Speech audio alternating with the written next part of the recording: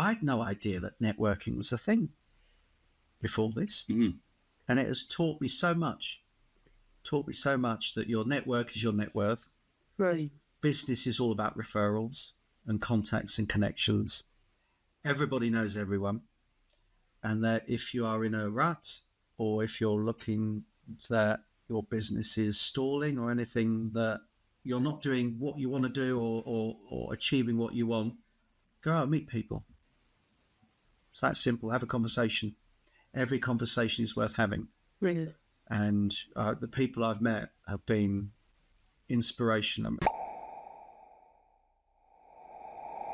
Hello and welcome to Meet Your Inspiration podcast with Meri and Rich. Here we're talking about inspiration, motivation and empowerment. Our guests are ordinary people who became extraordinary, and with sharing their stories, we want to empower you to become the person you want to be and to go beyond your dreams. This morning, our special guest is Mr. Tim Aker, Mr. Dr. Tim Aker. Tim is very well known on the circle of around television, politics, public speaking, and he is an ex-member of FSB. So he's got a huge amount of experience. He's also an author, and we're going to share some amazing stories. So good morning, Tim. Thank you very much for joining us. For having me. We've got a lot to... Thank you for When you say ex-member of the FSB... Yes. That's not the... At 5 p.m. when my contract expired, Jane Martin kindly signed me up as a member of the FSB. So one door closes as another one opens. I'm pretty sure you did quite a lot for them. So we did great with 2 recessions. I joined in lockdown. Our new member rate went up 25% over 4 years. wow. That's really good. Not bad. And we're talking about the Federation of Small Business, by the way, just so everyone knows. So the Federation of Small Business is an organisation in the United Kingdom which helps small businesses to grow, to flourish, and to give them all the backing that they need. And Tim was a key member of that. So, yeah. So, shall we go backwards? Yes, and that's going to be a very exciting, interesting conversation from me as well. Thank you very much for this pleasure, because to sit down with someone like you, it's more than I never thought it could happen, if I must be honest. I quickly, just to say, if I must be honest, how I met Tim, he was very unusual, because we've been to the ZC Live, ZC Live, Zoe's event. Yeah. And I remember we walk in the room. I never seen Tim before. We had a chat with a couple of people. You were sitting behind us, and I was talking with a lady next to me. Richard, I think, started to talk with you. And yeah, next thing was like, we met, and yeah, knowing who you are. And after that, for some reason, we start to bump to each other to lots of events. We've probably been in rooms. Maybe we events will. where, ships in the night. Exactly, but you don't know. And yes, so we don't know too much, except that's what we've seen on LinkedIn. So we'll be very curious to know about your journey. And usually we are starting back in secondary school. What's happened with Tim, and your thoughts, what you want to do for life, and what path did you start? We want to start with secondary school. We could do. If you want, you can start earlier. I don't know. We had guests that in the beginning. One step at a time. Well, I love primary school. This is the paradox of it. So I love primary school. And secondary school was okay. I went to school in Upminster. And the whole of education, it was, it was okay. I did terrible compared to what I was expected at GCSEs. And then A-levels, because again, there are things that I will, if I'm interested in them, I'll put my mind to them.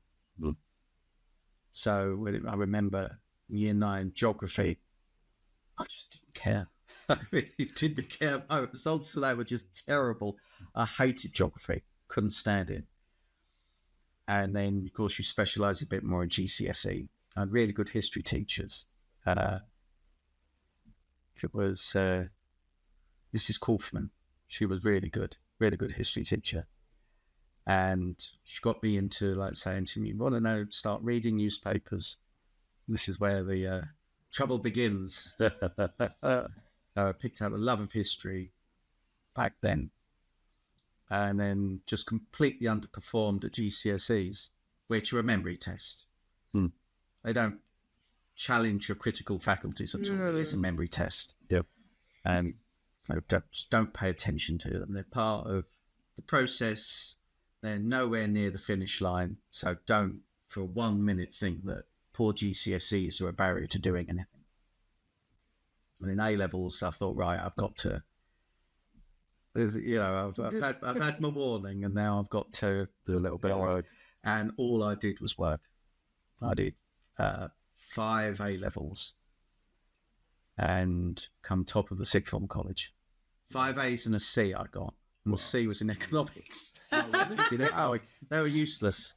Absolutely useless. I mean, it was sixth form college, and the lecturers just couldn't keep control. It was like a zoo, the economics class. I had good teachers. Martin Learmonth, politics, he was great. Ian Yule, fantastic lecturer in law. Who else? English language, I couldn't, again, I just got bored. Now, for English language, my AS level, I had a fallow period before lunch, a fallow period in English language. This was a Wednesday, and I thought, can't be bothered waiting around. So I had about really poor attendance rate, and it ended up getting an A at the end of it. I just don't know how that happened. Probably some clerical error that came for it. I'm sure you're a natural with the language, I'm sure. We'll find out at the end of this podcast. And then general studies was a doddle. You do that in the second year. And then I applied for Oxbridge, and they sent the rejection letter that landed on Christmas Eve. No. And that was terrible. And that took the wind out of my sails, if I'm honest, because I just took the foot off the gas in A2. And whereas I got really good results in the AS level, again, A2, I just took the momentum slowed down, and I just creaked the A's that I needed. And I went to the University of Nottingham. Okay. You ever been up there? No, we've been up that way. Obviously, are we talking Trent University? We are certainly not talking about Trent. Oh, sorry. Good sir. It's like going to White Hart Lane with an Arsenal shirt on. How dare you? How dare you? No offence really meant to anyone that goes to Nottingham Trent. And it's a beautiful campus. Beautiful. I love Nottingham as a city. Absolutely wonderful. But the curriculum up there, I had good tutors. The most memorable one, Professor Richard Gaunt, who was the editor of the journal I got published in last year. He was great. But as part of it, you don't get into the archives. You don't get into the actual primary history, which I found a lot more engaging, what I've been doing since. And what history were you studying? What was the actual history? It was joint honours history and politics. Okay. A political animal. I've been reading the papers and got political, very political, a bit too political. And I regret doing politics because it is, it's like glorified opinion, and political science I don't think has the same rigour as history as scholarship. But the historical element to the joint honours was really fascinating. The historiography of the First World War, that was something I wasn't expecting to look at. That was fascinating. But Professor Gaunt's module, Britain in the Age of the French Revolution. Wow. Our modern political system is a reaction to the French Revolution. Wow. The formation of the liberal inheritance and the formation of a conservative tendency is how Britain saw political change. And you have two different views. You have Edmund Burke's, who sees society as organic and change must be gradual. And then you had those like Fox, who embraced radical change. And it smashed the Whigs. The Whig tendencies broke in half. And it was a transformational period. And that stuck with me. And it was fascinating. Not a period that I'd had any previous experience of. And it was fascinating. And Yeah, I got a 2-1, fairly bog standard. So fairly average start to the story, I'm afraid. There's not really much to go on. So from university, having done that, where was your direction? What were you looking to do? I wanted to do something in politics because I was a fundamental political animal. Couldn't get enough of it. But you do that to secure change. Yep. And I had I got an internship in a public affairs firm called Shellgate. Okay. I had some wonderful people. Took my very good friend Tony Brown, and got my first post-university job at the Taxpayers Alliance. Okay. Which at the time we had tiny offices in Old Queen Street in Westminster, and seeing the whole thing blow up with the MP's expenses crisis, it was astonishing, absolutely astonishing. And I was the grassroots coordinator, so built up the membership. Working with members who believe in a cause is fantastic. And that's something that's gone through my whole career, even up to FSB, where you work with members and support members on their journey. And there was some members that either couldn't afford their council tax, or in some cases wouldn't pay it. And so I used to organise, protests outside the magistrates' court in support of them. So we used to hand paint these picket signs, tax cuts now and honk if you want tax cuts, and stand outside the courts. And it was my first experience of the public policy process up close and how the state behaves. Because ultimately they take people to court, and it's quite an intimidating thing if you don't know, if you can't afford it, and the local authority will take you to court. And ultimately it just got resolved with a payment plan. Yeah. And I was just thinking, this is illogical. They go through all of this process, all of the cost, and all the stress and strain on the resident. Yeah. When ultimately at the end they just should have sat down and said, well, how are we going to solve this? Pay monthly. Sort something out, yeah. But they don't. The state doesn't behave with a business mind. No, unfortunately, it doesn't negotiate. It's their way or the highway. But it was really rewarding working with members and supporting them and doing grassroots campaigns. But I could see the political runes changing. Particularly it was after 2004. Was going back to when I was reading the newspapers and so on. It was all the time when the euro, the single currency, was being discussed. Yep. And I thought, I don't quite like this. It was an instinctive thing. I thought, well, why do we need a common European currency? I looked about it. The more I read into it, I thought, I don't like this. Don't like this at all. And Europe was becoming more and more a political issue. You completely split the Conservative Party. I mean, that's a legacy. We can talk about later. I think we might discuss that later. And in 2004, you had the European elections and the name Robert Kilroy-Silk. Yes. Now, our younger viewers might not know who we're talking about. No. But Robert Kilroy-Silk is an important individual in explaining what happens in 2016, even though he had nothing to do with it then. In the 1970s, Robert Kilroy-Silk, or Kilroy as it became known, was a Labour MP for Ormskirk up in Liverpool Way. Yeah. And in the late 80s, he left politics to start his own chat show. And Kilroy on BBC One was the show. It was huge. It was huge, wasn't it? I mean, he was a public name. Proper debating. Yeah. Real debating about public issues and anything of the time. Yeah.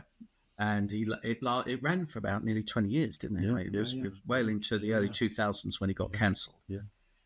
He said he wrote something intemperate. And I think when one looks back, it may have been a deliberate prodding of the bear to get attention. But he re-entered politics with UKIP, the UK Independence Party. And at the time, UKIP they had 3 MEPs that they'd won in 1999, but they weren't anywhere near household names. But when Kilroy attached himself, even people like me, and I was a Conservative member back then, I thought, goodness me, There's something to this. There's something to this. And at the time, they were talking about a constitution for Europe. And bearing in mind, this country went in on the belief that it was the common market. Yep. So it's just about trade. Well, if it's just about trade, why is it wanting a constitution with a president, flag, an anthem, an army? So it's all of that. Yeah. And so UKIP then came, I think, second place in the 2004 European elections, and that was the real wow moment for me in my political journey. So heading towards 2009, again, after the MP's expenses crisis, after the fact that we'd signed the Lisbon Treaty, which was another step towards political union in Europe, I thought, no, I've got to. I was in politics to change things. Armchair generals boil my blood. It's all right, good to sit there behind your screen and write things without accountability, but the real heroes in public life, from a political point of view, are the ones that say, right, I'm going to be held accountable to this. I'm going to put my name on the ballot paper. So I thought, right, I want to do something. So I ended up working for a UKIP MEP called David Campbell-Bannerman. Okay. And in 2010, I stood at my first election. Amazing. And that was my local election in Averley. How old you were back then? 24. Wow. And so when you at that point, you yeah, I mean, it was quite. I was 24 then. Yeah, I was 24 then. Although we'll talk about my parliamentary exploits later, but all of this could have so easily been avoided. And then the way we demolished the local Conservatives could have so easily been avoided, because in 2006 or 7, I'd applied to be a council candidate for the Thurrock Conservatives, and I've still got the letter of rejection. I want it framed because it was so condescending, it was so dismissive. They should have taken me under their wing. Okay, when you're rebellious, you're younger, you're erratic, but you're fresh ideas. Yeah. And they just looked down on me and thought, he's too much trouble. We'll just get rid of him. When actually, in hindsight, what they should have done is taken me under their wing and said, and mentored me. And they didn't. And yeah, they didn't come out of it well at the end. Although, for reasons that we can go into later, the Tories marched through the middle in 2015. But on local government, we just demolished them. But I stood as I'd left the Conservatives, obviously, and went over to UKIP, stood there in my first local election, and really didn't know how to fight elections. None of us did back then. No. At the end of the day, you got belief, haven't you? But fighting an election is its own procedure and process. It's not about talking to people in an election campaign. You don't persuade anyone in an election campaign. Election campaigns are there to find your vote so you can get it out on election day. Okay.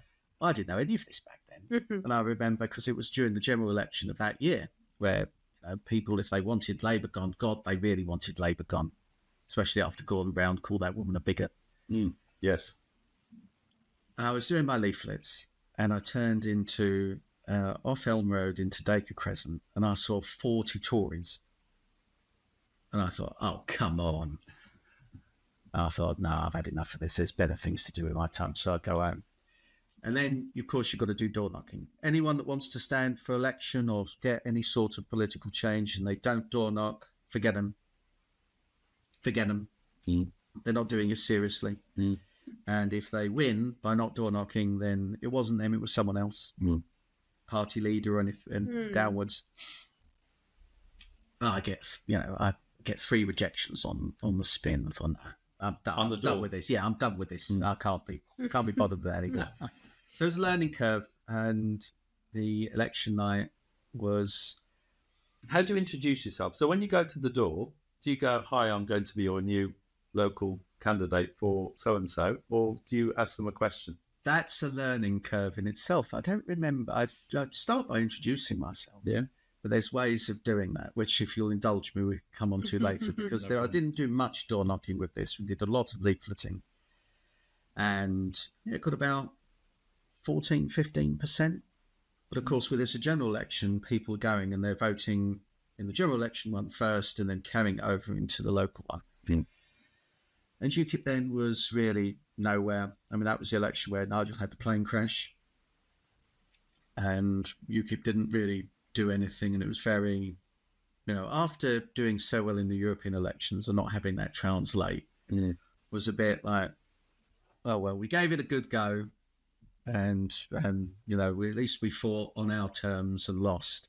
I think in those situations, I think the country generally thinks there's just two options really, and I think, isn't it, that was it? Oh yeah, it was either red or blue, and then everyone else was like, okay, well, we'll vote for them like when it's not really very important, but when it comes to running the country, we can't give it to someone who we don't really know. Well, look at Cleggmania. Yeah. So that was the first general election where you had the three leaders debate, and Nick Clegg came out the first one really well, and the polls were riding high, but in the election, the Lib Dems went down in seats because they get squeezed. So if you are a challenger party, you get squeezed, because people, they only get one vote, and it's a first past the post system. So, okay, if I'm voting for the third party, but I don't want who is the first party, or I want to guarantee the second place party are kept out, I won't vote with my heart, I'll vote with my head. Yeah.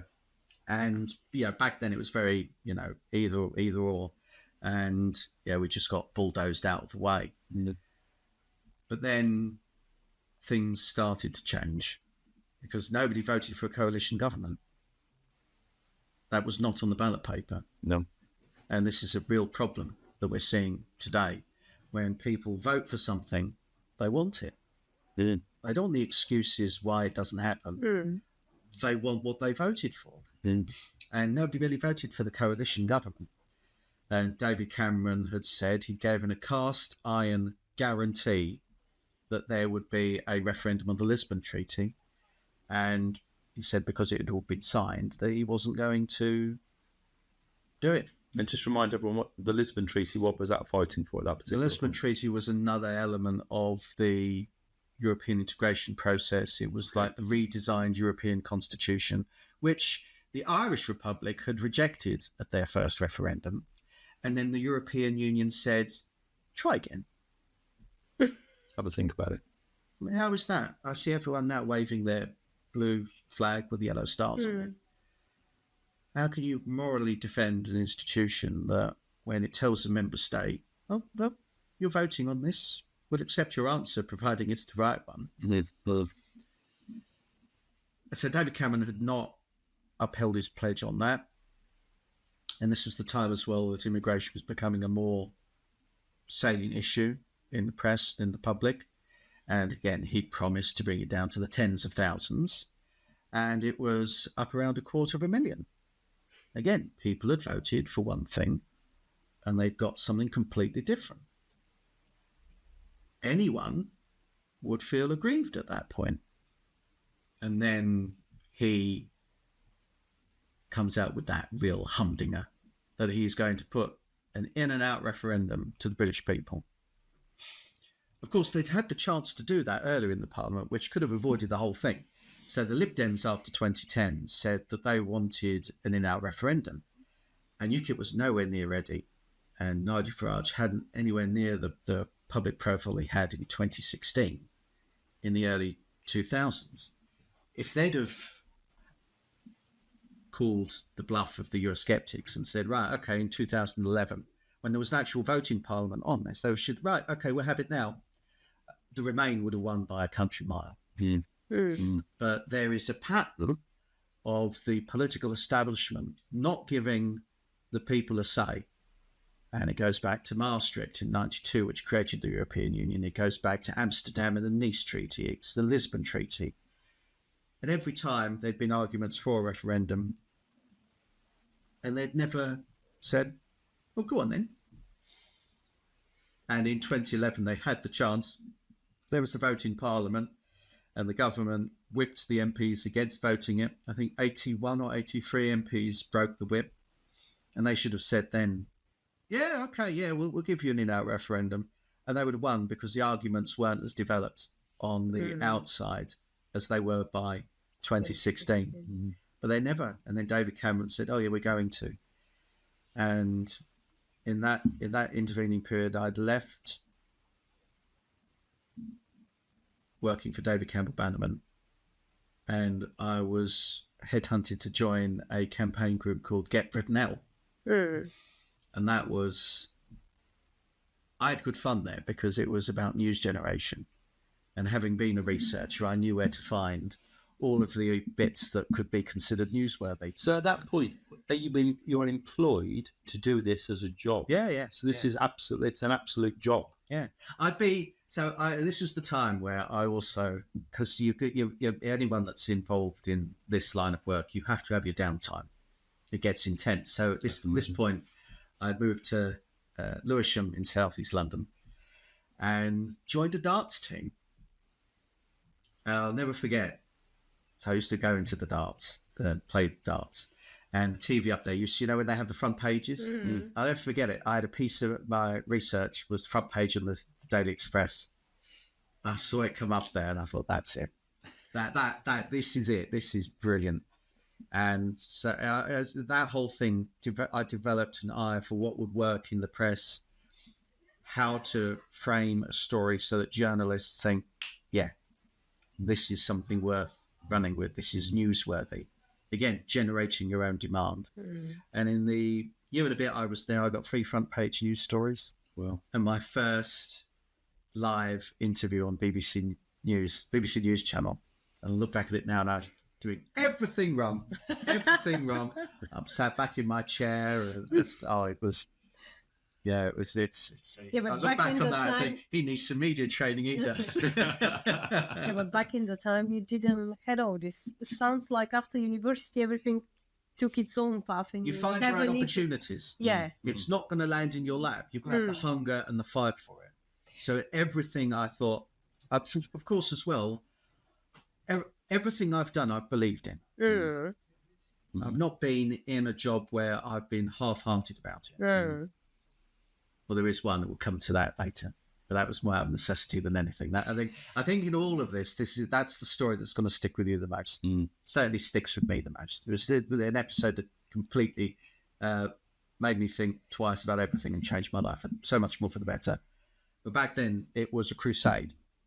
And in 2009, I thought, when UKIP came second in the European elections, I thought, right, next time that's going to be me in Brussels. So half of me thought then, right, this is a 5-year plan. So there was an element of manoeuvring for it.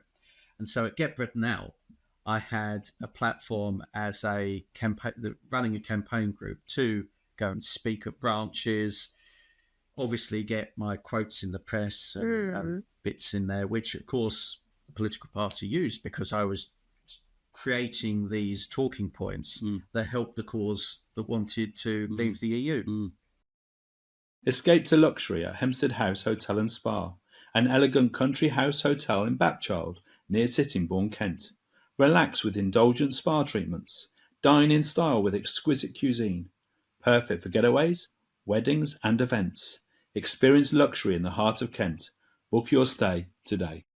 Be the first to discover Kent's best events all in one free app. What's On in Kent is a new and rapidly growing app where you can find days out information, places to eat, festivals, concerts, markets, and much more around you. Just with few clicks on your phone or computer, you can stay updated with real-time info and explore events across Kent. Don't even think twice. Just download. It's free. Tim, can I ask you something at this point? Because one of the things I always think, particularly when you're in politics and involved in media, you have to be able to debate. So now, one of the things, and you haven't mentioned, but were you involved in any debating societies and things where you actually learned the skills to debate? Because, to be able to formulate an argument, to be able to push a point across, to be able to defend it and rebuff it, and to be strong with it, is not an easy thing to do, and most people implode really quickly. Oh, I did all the time. I couldn't stand it. At university, I was in the debating society, and I just got annoyed with it. And then afterwards, I joined. There was another debating society. I couldn't stand it, and yeah, I left that period of time. But now, as one gets older, the ability to frame an argument and stress test your messaging. Few people do that. I mean, when I do training sessions with businesses now or people in politics, stress testing the message, I look to break it.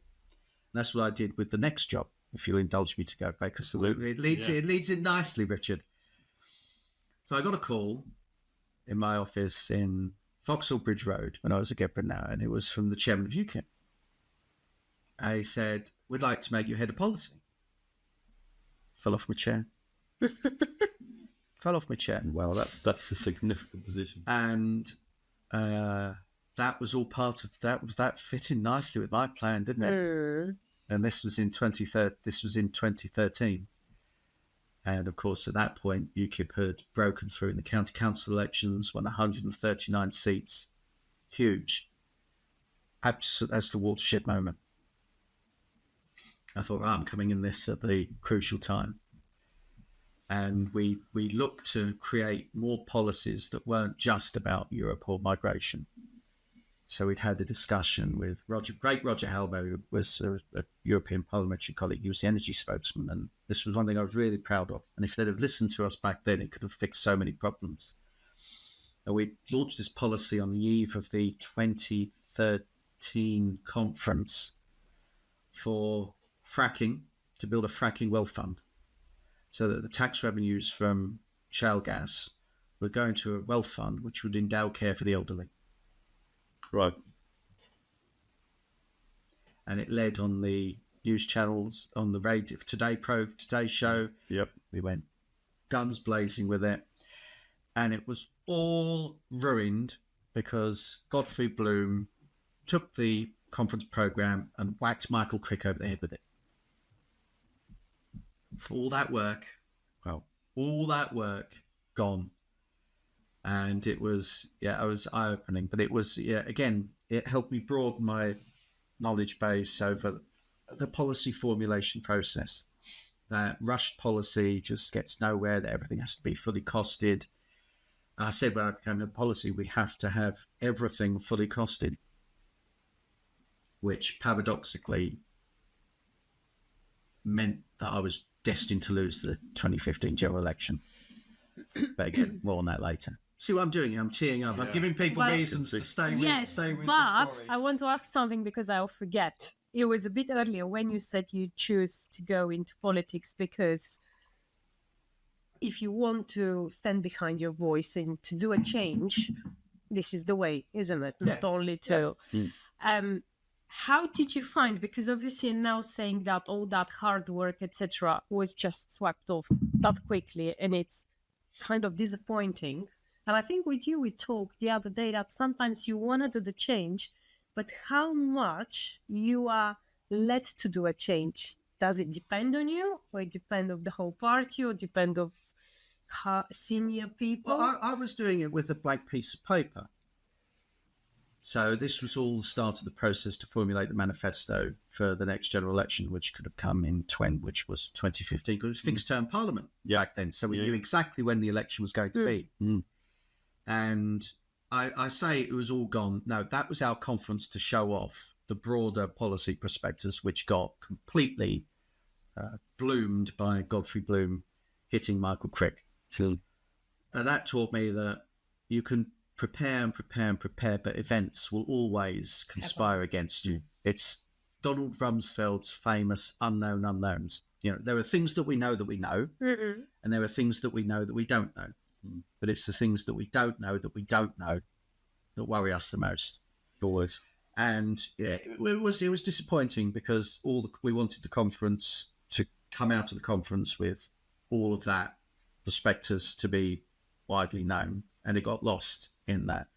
But it didn't stop the train that was heading towards the European elections, which we were destined to win. And at that point, I'd come place third on the East of England list, which was a real achievement.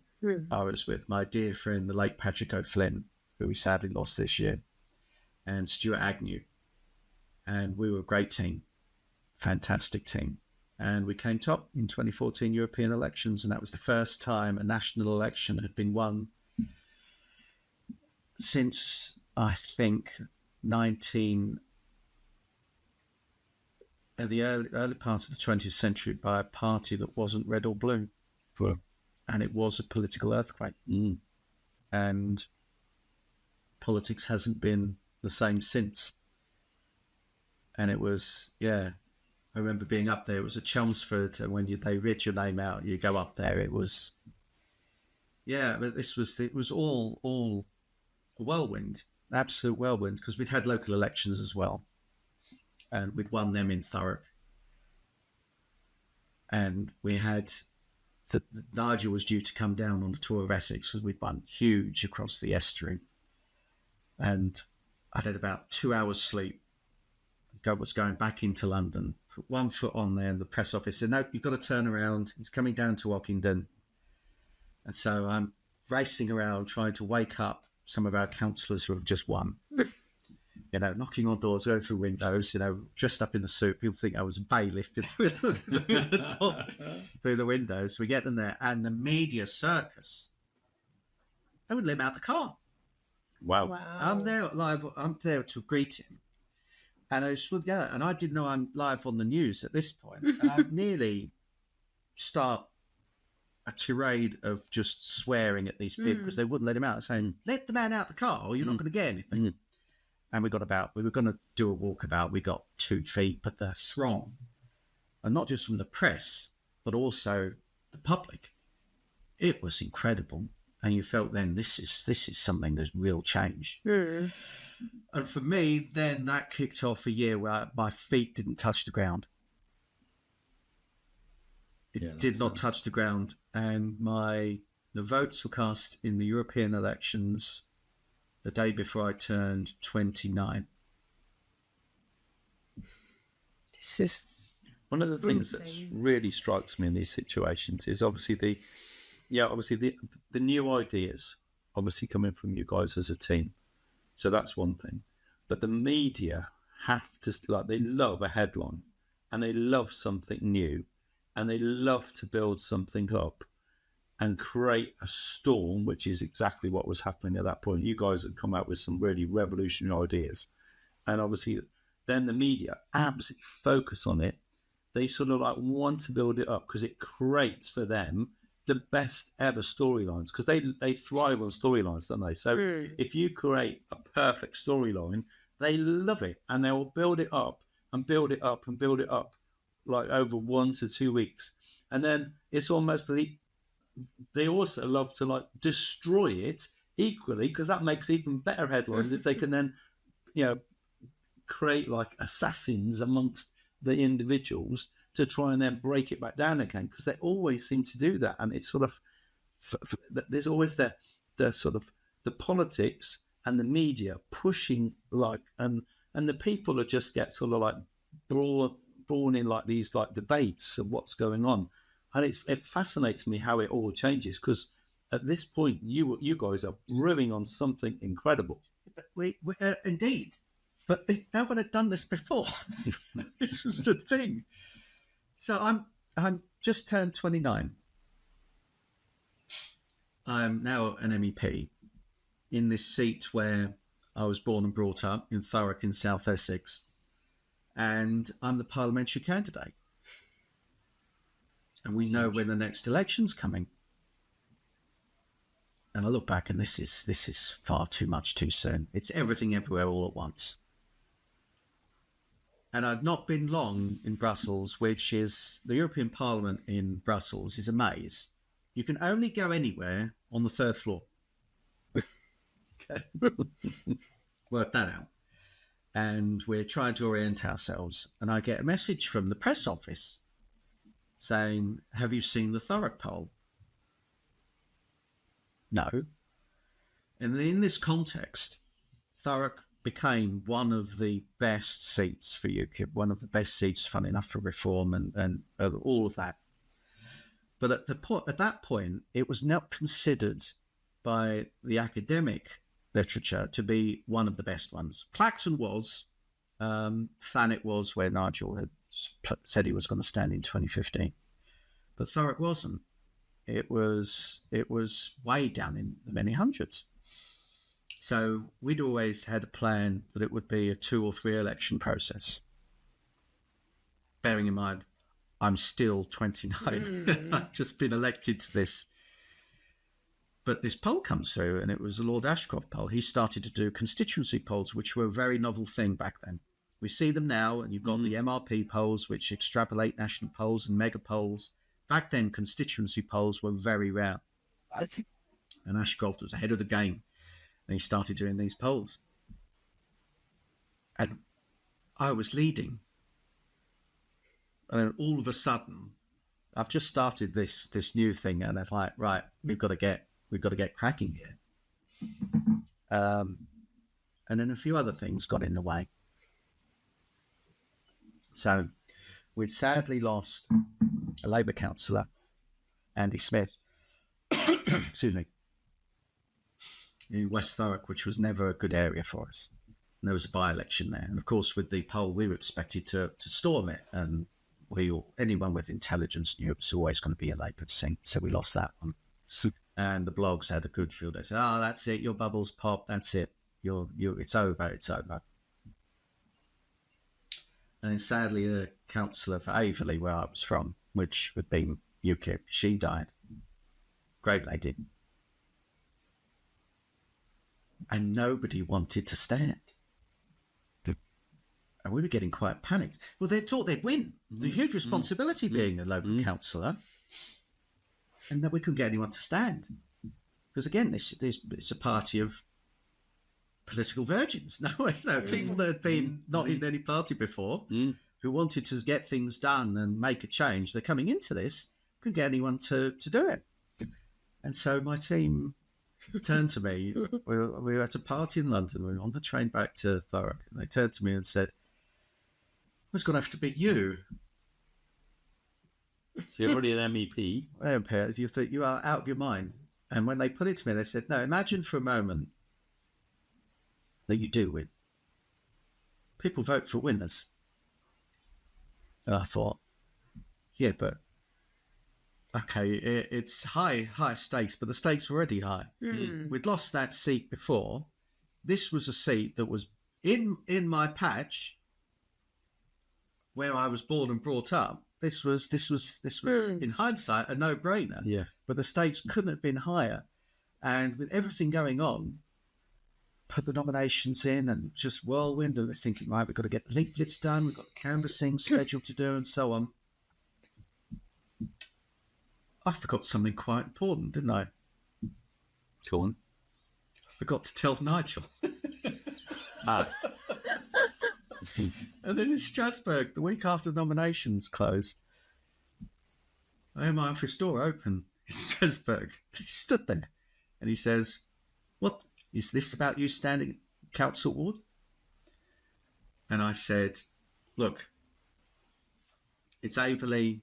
This is Waterloo. This is it. Right? If I win, we're all game on. If not, take the caravan elsewhere because it's done and dusted." And he said, "Are you going to win?" I said, "Yes." We turned around and walked away. I love that positivity. Yes. I had no choice, but I'd grown up with many of the people in Averley, and it was. But again, we were at that point when we didn't know much what we were doing, and we did some leafleting and all of that. Went round and did some limited door knocking. And it was about 8:00 on polling day that my press officer got a call from BBC Look East saying the Tories had conceded. Oh, really? Wow. And they threw everything at him. They threw absolutely everything at it. To back you? No, to stop me. This is the Conservatives. The Conservatives threw everything to stop me. Wow. one thing I'd learned since 22 when I first went to an election count is if your name's on the ballot paper, don't go. Because you'll see them, they'll put one down for you and you'll think, oh, I've won. And then they'll put two for your opponent and think, oh, no, I've lost. Yeah. And then a few more and you think, oh, this is terrible. It's just awful. Don't go. If you drive yourself mad. So I was in my flat and my team texted me saying, no, you've won. Come down. And I walked in and, you know, I've got a hankering for double-breasted suits and I had this Prince of Wales check one on. And Pete, one of the security at Thurrock Council, he said, evening, councillor. I said, don't tempt it yet. You know, I went in, the doors opened to the counting area and everything just seemed to stop. And it was like, this has all changed. Wow. And yeah, I won. We thought at the start there was a local independent, funny enough, a man that I'd come to really get good friends with, Eddie Stringer. He was backed by the local forum. For not the forum itself, they were never political, but by members of the local forum who wanted a local independent there.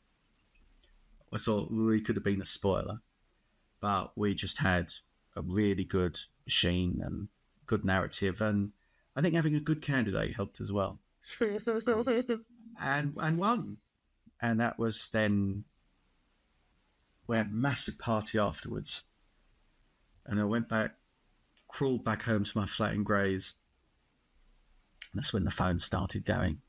Congratulations everywhere. There was bits in the Spectator saying whether I was the future or not. I mean, I'm still 29.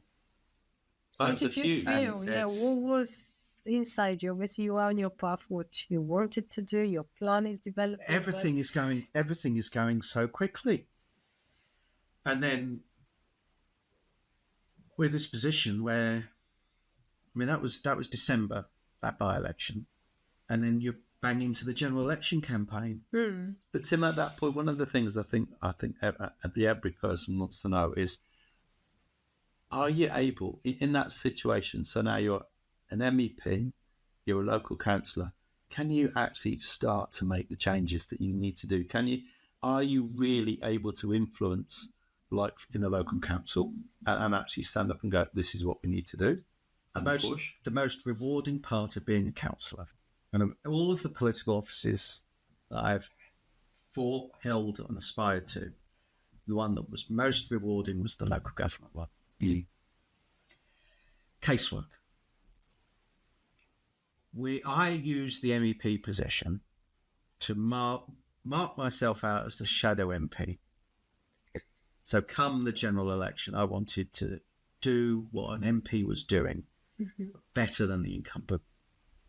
And ultimately that meant casework. So people have problems and issues. And you help them out. Yeah, and there was one in particular, and the one I'm proud of the most was my dear friend Tom Walsh, who was the landlord for the Ship pub in Averley. He'd been ill, which he fortunately recovered from. And he came in again, and he said that Southend Hospital were going to put him on palliative care. I said, why? And he said, well, they say I've got, terminal lung cancer. Okay, but a tumour had come back in his jaw. And I thought, but Tom, if your lungs were riddled with it, how the hell did you climb those stairs? He said, I know.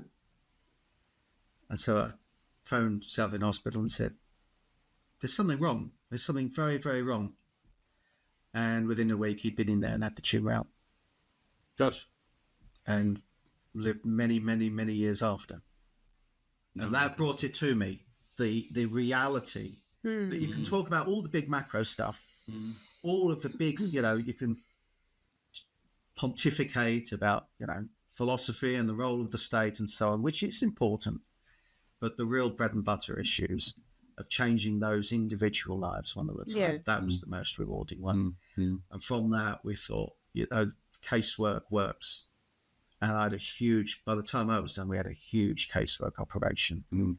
And being a councillor helped with that, because I could then put members' inquiries into the local authority. I fought hard to actually get the MEP position, because they'd never had an MEP before putting in local casework. I thought, well, I've got as much right as any local representative. This is an area I cover in my huge constituency of the east of England. This is something, you're going to have to put in casework for me. And when I was done, Thurrock Council had to employ another officer in the member's office to deal with the casework we were putting through. To make sure it all got done. Yeah. And so we'd had an office, a constituency office. I put a huge big banner over it with my, Tim Aker MEP and photo of me, because it's all visibility. Yeah. People drive past it and subliminally think they've met me. But it's all about being there and being present. Now, I didn't have some office that was tucked away on an industrial estate. It was a front-facing office. It was above a coffee shop. And we got to know the team there really well, really, really well. For an anecdote I can tell you with the election campaign, because nobody really prepares you for the intensity of a general election campaign at all. And it's a whirlwind, an absolute whirlwind. And of course, when you're in a high profile seat, the media scrutiny, you get media interest. And there was one day, Newsnight were coming down to profile me in the constituency. It was a Friday. And one of my colleagues had put her foot in it. And the press office quite rightly said, right, we're going quiet. Obviously, because everyone would want to talk about it. Always. And so my press officer got onto Newsnight and they said, oh, no, we don't want to talk about that. We just want to talk to Tim and talk about the constituency. I thought, I wasn't born yesterday. And it's important to remember that coffee shop had one way out and it closed at 3:00. It was at 2:00. The buzzer went and it was Newsnight. I thought, wow. They've come to doorstep. They didn't take no for an answer. And so we all ducked behind a filing cabinet to hide because they were going over the road and could see it. We saw them with the camera. I thought, can't have this. So we're literally hiding. And one of our team was out getting a sandwich. We thought, right, make sure you just play it cool. And he was in there, all of that. And he was our go-to, but with the staff, because they were closing at 3. And we didn't want a siege. We don't want to be trapped in there. No. And so he spoke to the ladies in the cab and said, "Look, we need you to get out." So they took them to the pay and display to double check, and that was our cue. And so Karen banged on the door below and was like smoking the bandit. We rushed down there and out through the back and managed to get away. It was a surreal moment of it. And then we thought, we've done really well. My agent, bless him, was telling everyone in one of the pubs, "Oh, we're hiding from Newsnight." And I said, it doesn't really, it sort of kills the point of hiding if you're telling everyone. But how did you manage at that point, still again young, and obviously the media interest maybe about you, not only about political path, maybe about more personal? I had one message for the whole campaign, and that was that this is where message discipline works. If you don't have a message, and if you don't have it doesn't have to be a unique offering, but it has to be an important offering that sets you apart from the competition. This is true in business as it is in politics. I was the only local candidate. I played off that. I milked that for everything. That was your one. I was the only one that was born and brought up in the constituency, and to the point where everyone knew it.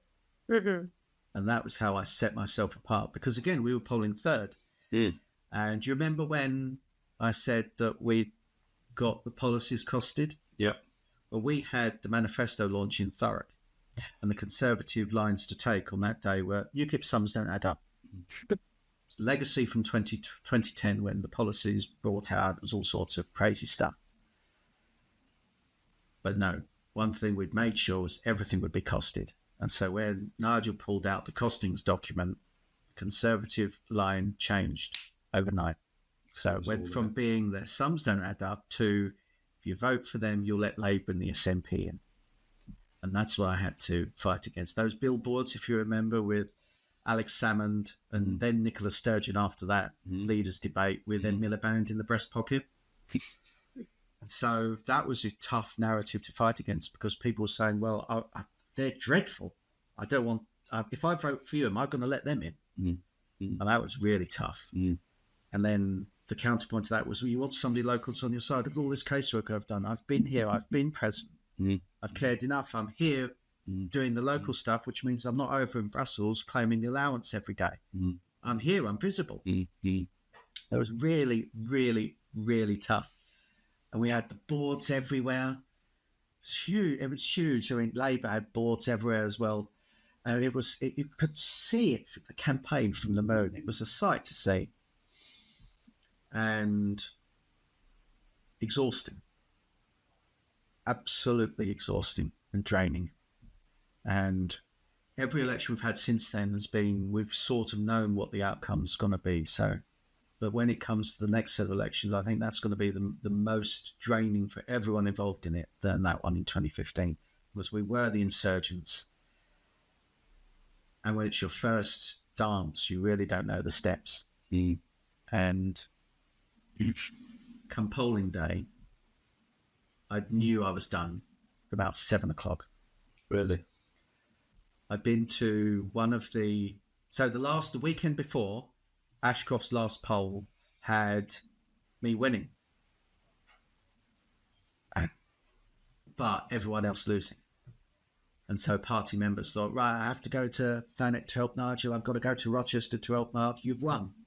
I'm thinking, you fools, this is tighter than the polls are showing. This is real neck and neck stuff. Yeah. Because we had our own internal... Because you don't want complacency in the situation. No, but we'd had our own internal things that it was Nat's eyebrow separated all three of us. So it was so much closer than we thought. Well, than the public thought. We knew it was really close.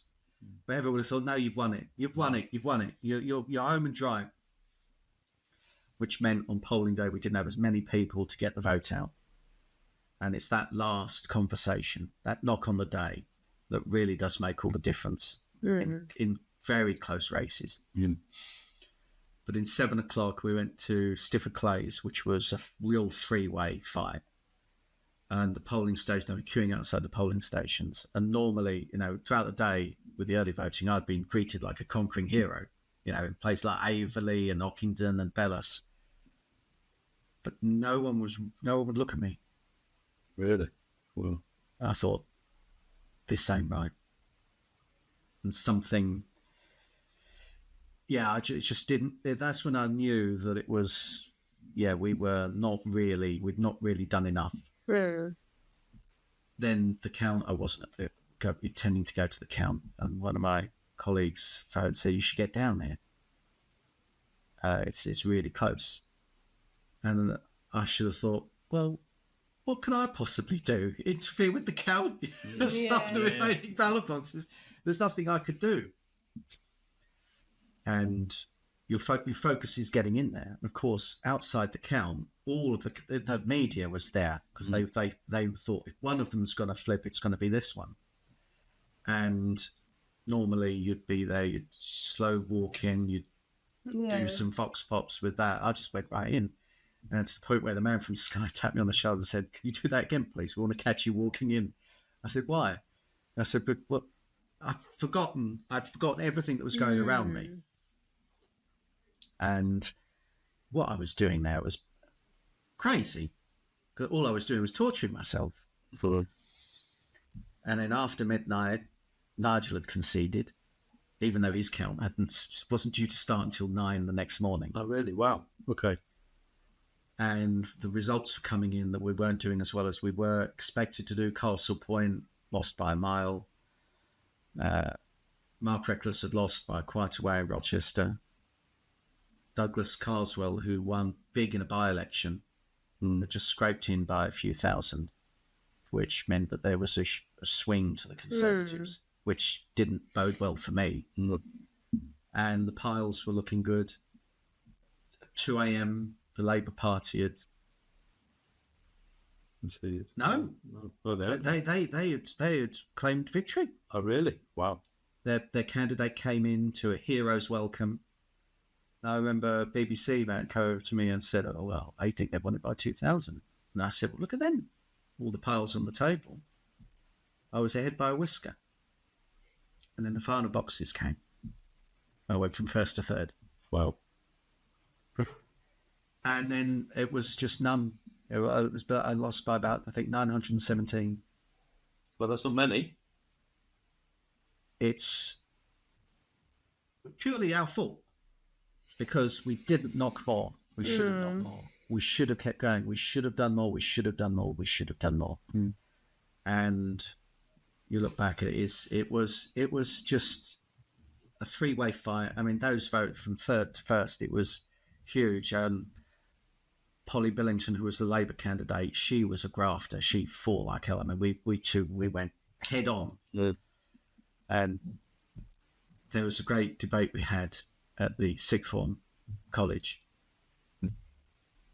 I was exhausted, and if you find it on YouTube, there was this. I came up with a great line because she kept reading out all the quotes, to say, "Oh, our policies are contradictory," and I said, "Well, I don't need to consult a folder to tell you what I believe in." I mean, that was the type of the exchanges we had. I mean, it was brutal, but respect to it because that's what the game is. The game is, and if you don't like that, don't get in. Don't get on the pitch. So that's simple. You got better fight. So she was a graft. I mean, it was real. And of course, Jackie Dore Prior, she fought. She also got very lucky. But then politics is 98% luck, 1% timing, and 1% skill. Don't She just think came about through the that. floor. And they were all saying, "Oh, if you let them in, you vote for them, you'll let Labour in." And this is where the boards came problematic, because Conservatives were targeting people that had my boards up, saying, "Oh no, you don't want to let Labour in, do you? No. Why don't you vote UKIP in the local elections, but stop Labour and the SNP in the general election?" And so I got 33%, become third. Tories got 35, Labour got 34. That was in the general election. In the local elections, we'd come top with 36. Wow. So it was those vote splitters that ultimately had the final say over it. And had there not been a local election, I think I would have probably won. And I was just numb. I was just numb. It's amazing how fractional it is, though, on those points. It's so fractional. And sort of like, it's almost unbelievably fractionable. I'd have been the first person, I think, ever to have been elected an MEP, councillor and MP in under a year, under the age of 30. And there was no way, looking back, that I was ready to have been a member of Parliament back then. It was a year of just adrenaline and elections, and just you're learning and doing, and there's so much there. There's so much you have to. Who did you learn from? Because obviously all these things include lots of skills, as you said as well. How did you learn to stand there, to talk to the people, to do all these things which today's date you are expert on, but back then at 29? It happened when I was 10. I pinpointed this. I was thinking about this because I thought you might ask me. I was in school play at Kennington's, my primary school. I was doing a monologue and I forgot my lines. And something kicked in and I ad-libbed for a bit.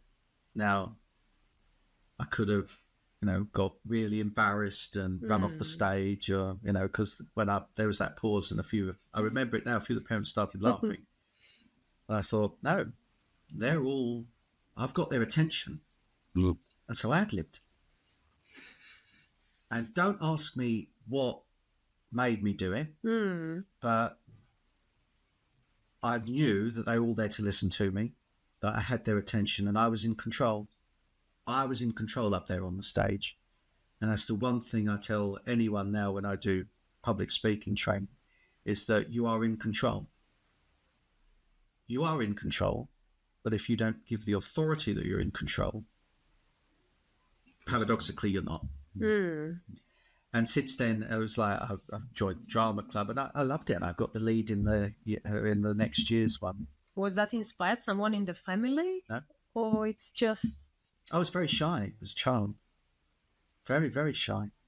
I don't know where. I really don't. I've no idea. I was probably a psychologist. A psychologist who have a field day probably, but I've no idea. But when I'm up on the stage, and again, you build that confidence over so many years. The most difficult form of communication is going to somebody's door, knocking on that. Oh, this for me sounds really... If I have to do it, I don't know. I think I'm going to run away. I don't know. I'm finding it really difficult. And what you tell you them... generate your own demands. So again, this is where I use... This is where you're going to get sick of me saying that. But it's true. I would use the councillor hook as the reason to keep the door open. Knock on the door. Hello, the plan had worked. They knew who I was. I said, anything I can help with? Oh. Well, no, but thank you for asking. Do you know what? I was expecting you just asked me for your vote.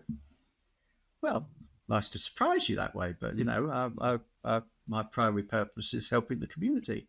As your only local candidate, that's what I'm here to do. Always got to get those under the radar. And that's the way that you kept the door open. And people said, yeah, I have. There's this issue or this issue. And right. And so I'd log it there on my phone and copy them in. Say, there we are. Bang, follow it up. Job done. And nobody else was doing it. But I don't think nowadays as well someone is doing it, if I must be honest, because from, member of, how it's called, the people, that's what is in my thought, that all these parliament people, members, whatever, they need to be there to, in our favour. And when you need them to be able to feel free and confident to approach them. You are completely right. Right. I'm going to be entirely modest here by declaring that I've got a law of politics, Aker's law. Everything you do towards an election loses value. So I said earlier, election campaigns, you change no one's mind during the election. You are there to find your vote so you can turn it out on the day. Your campaign begins years before, and that's people getting to know someone. So again, like a principle of business, they were voting for me. When I used to say to Nigel, he said, after the election, you did well, we all did well, we were all feeling a bit bad town. He said, you got a good result. I said, no, you got a good result. What did he say? He said, well, I got 15,000 and some change. And those 15,000 were for you. A handful extra were for me.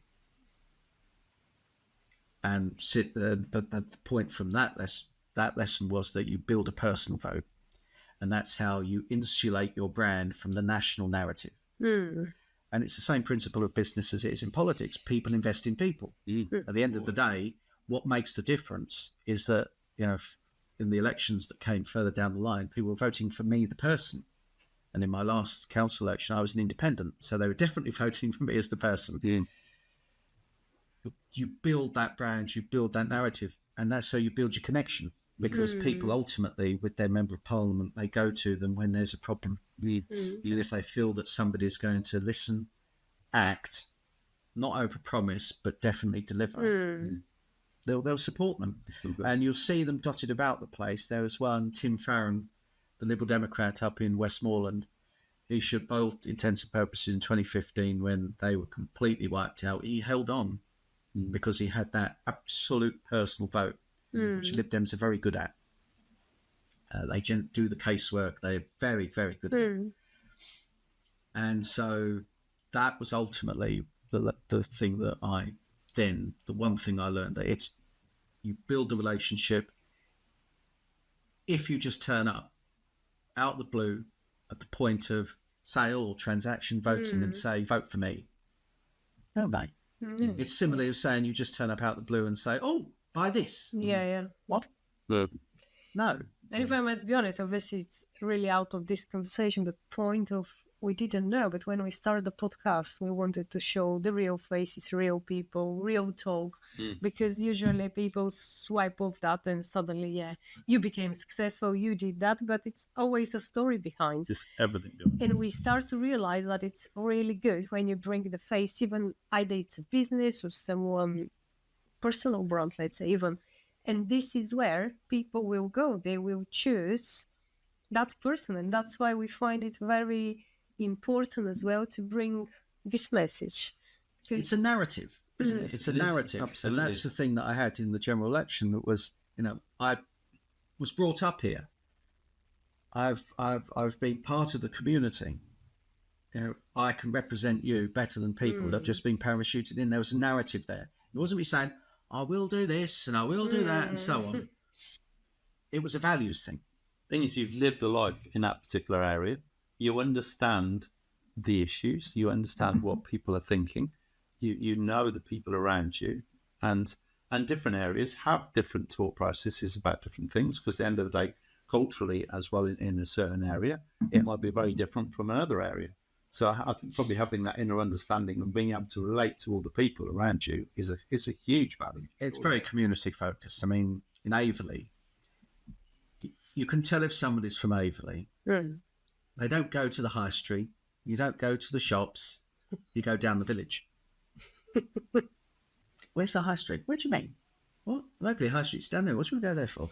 Oh, we'll go to shops. You don't go to shops. You go down the village. A very Averley thing. And there is no one place called Thurrock. People associate Thurrock with the council and can't stand the council. It's Averley, it's Grays, it's Tilbury, it's Ockenden. It's these communities. And they're still very tight-knit. And there's a real sense of community spirit there. I still don't understand how much you've got the power and authority to help the people and to deliver your promise. I wouldn't say promise, but what they ask. Are you allowed, when you get that position, councillor or local authorities, how many doors are open for you to be able to help? Because if you ask me, I want to help lots of things, but I don't think, let's say I'm elected, who will let me to help them? Because very often you start to... I'll talk about, let's say, they're closing hospitals or some wards and etc. And they are very important for the people. Recently, something about Canterbury I read, and it's like, just drive me nuts how it's possible people to let this to happen.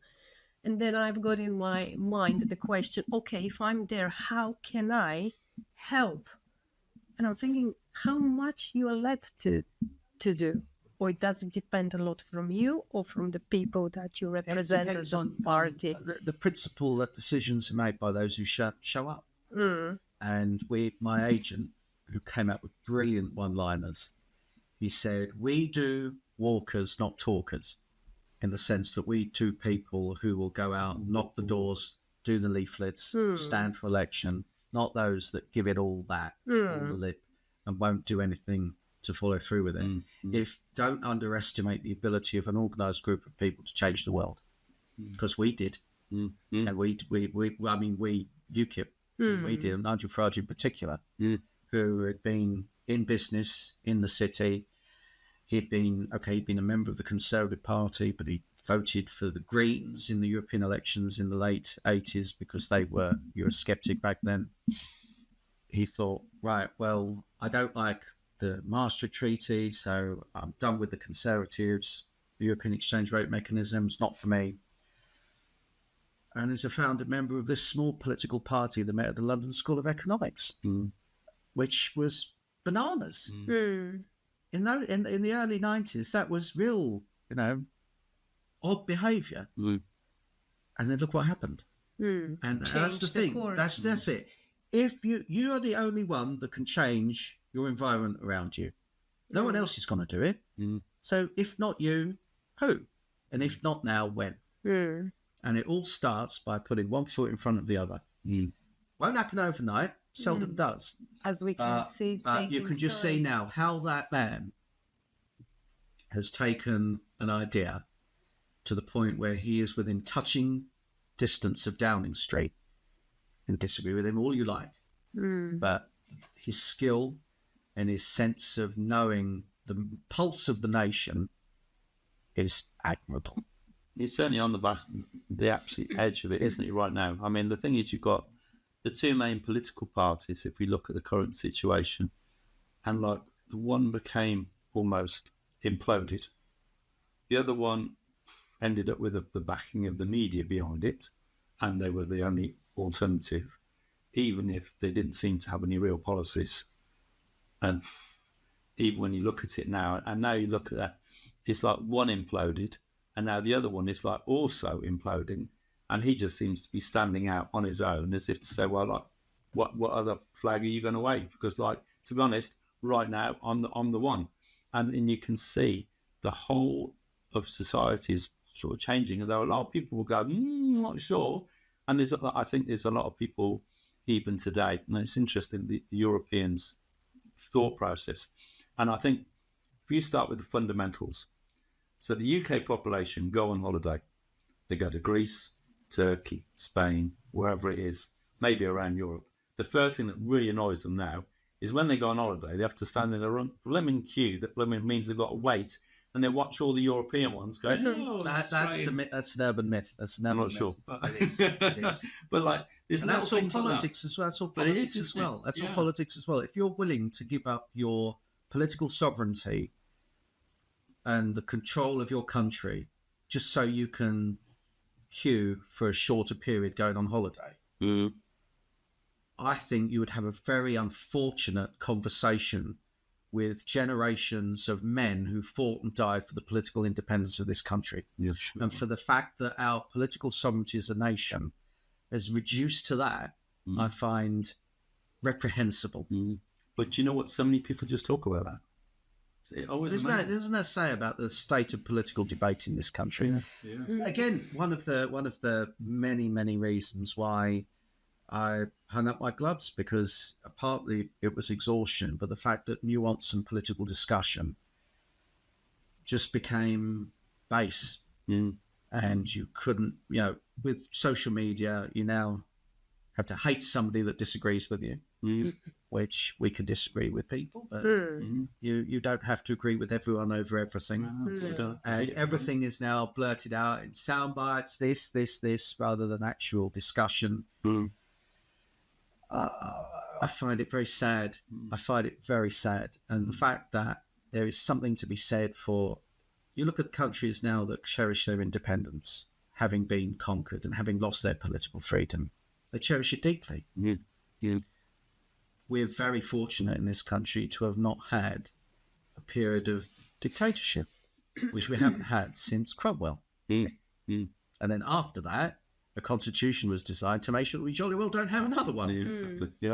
There's a rich political tradition there that after the British Empire crumbled has still remained and still been left over. And we should cherish that. We should cherish that. And we should honour the fact that there has been a blood sacrifice for the independence of this country and embrace freedom. It's great. It is great. Other people have not. We look at Europe now. You've got perhaps the second generation now of Europeans who are living in democracy. 40 years ago, they weren't allowed to vote. There were, bloody coups in 1989. Nicolae Ceausescu was shot on Christmas Day with his wife for the crimes he committed against the Romanian people. People understand what freedom is because they've never had it. And one of the problems we have here is that we've become too familiar with it. Actually being grateful for what we've got and the inheritance we have has got missed. So it was never the case going forward to 2016, if we may, after the general election, when that, for me, it was always been a motivator for me that it was never about money. It was all about where power lies and the ability to turf out those that we don't like. And Tony Benn had a great saying, which I'm about to completely destroy because I can't quite remember it, but it said, if you have power, where did you get it from? What do you intend to do with it? And if we don't like what you do, how can we get rid of you? Mm. And that's brilliant. And that's the principle that bound everyone across the spectrum when it came to that decision of political sovereignty. And for me, it was all about sovereignty. And when the government in 2016 got up there, I'll never forget some of these conversations. Chancellor George Osborne got up there and made a big thing saying, if we vote to leave, every household will be £4,000 worse off. And my constituents shaking their head to me, I haven't got £4,000. I haven't got £4,000 to lose. And it was, if you look at the areas that voted leave, it was the rebellion against the political class that one had denied them their say for the better part of 20 years. And for whether you agree with it or else, the austerity and everything, they'd seen money. It was easy enough for them to get money to launch the campaign when they wanted to bomb Syria. But on the other hand, they're creating austerity policies. I say austerity in inverted commas because public spending's still gone up and up and up since then. They can find money for bonds when they want, but everyone else has to take the pain. It just seemed paradoxical and unfair and irrational and everything else. So it was the rebellion of the great British public who at that point didn't have to vote for a party, they voted for an idea. And it's just a sad shame that when the time came the year after in 2017, that political institution, UKIP, that had pressured the parties into a referendum, the public turned around and said, oh no, we've got the referendum result now, your job's done. And then the consequence of that is they gave people who never believed in it in the first place the responsibility to do it. Like, a moody teenager, you say to them, do the hoovering, do I have to? And they do a half-assed job. And you come back thinking, I should have done that myself in the first place, which is what Nigel's going to have to do to sort out the mess. Why they didn't deliver what they've been given as a referendum result? They never wanted it. Because they didn't believe in it. They didn't believe it. The state can move very quickly when it wants to. It can find money when it wants to. It can do something very officially when it wants to. When it doesn't, it gives you every single cock and bull reason why it can't. But no, okay, maybe I'm a bit, because I'm not very much understand the politics, but basically when they did the referendum, Nigel's party wasn't empowered to deliver it. Is this what's happened? Yeah. They were... So if you don't have to be in power. So there's a great phrase in politics I love using. It goes from Norman Lamont to John Major in the early 90s. And he said the government is at risk of being in office but not in power. So UKIP only ever had maximum 2 MPs, and then after 2015 only 1. But still managed to pressure the parties into the referendum. So it had that power without having office. But afterwards lost that power because everyone turned around and assumed, well, we've all voted out now, and somewhat naively, well, of course, the government are going to do what we want. But then you've got the farce of a second referendum and Parliament voting for... So you didn't have the UKIP people in the government, let's say, to help to deliver what they wanted to do. Everybody turned around and assumed our job was done, and our polls went through the floor. And you got, in 2017, I got the best result. I got over 10,000 votes. Came third again by an even bigger way. But those 10,000 votes were for me. No other candidate across the country came anywhere close to that, because people looked at us and thought, your job's done. And how wrong they were. Obviously they are. Look at me here, sitting opposite you, with a few conversations with Richard. This is what I was saying, because, initially I was thinking that this idea wasn't right. That was my thought, maybe because I'm coming from another country. Anyway, but what was giving the media and the TV, first of all, it wasn't very much understanding for the people. And second, all the time I was thinking that basically when you voted leave and they win. And I was thinking that they're delivering the outcome. And nowadays I sit here and, I asked you even earlier, where are this money that they were promising? Why they're saying that this is not working? Why they're saying this is not good? But now it turned out that even I haven't been anywhere aware that basically the people that maybe would deliver much better result on that, they haven't been even involved in. That's why it's all such a...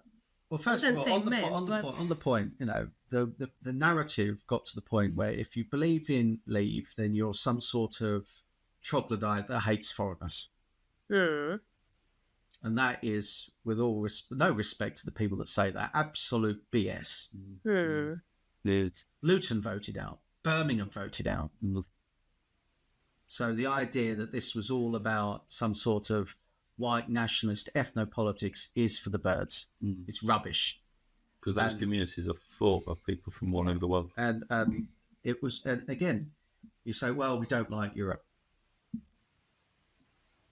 It's about cooperation. You can trade with somebody without marrying them. In business, you do. Yeah, absolutely.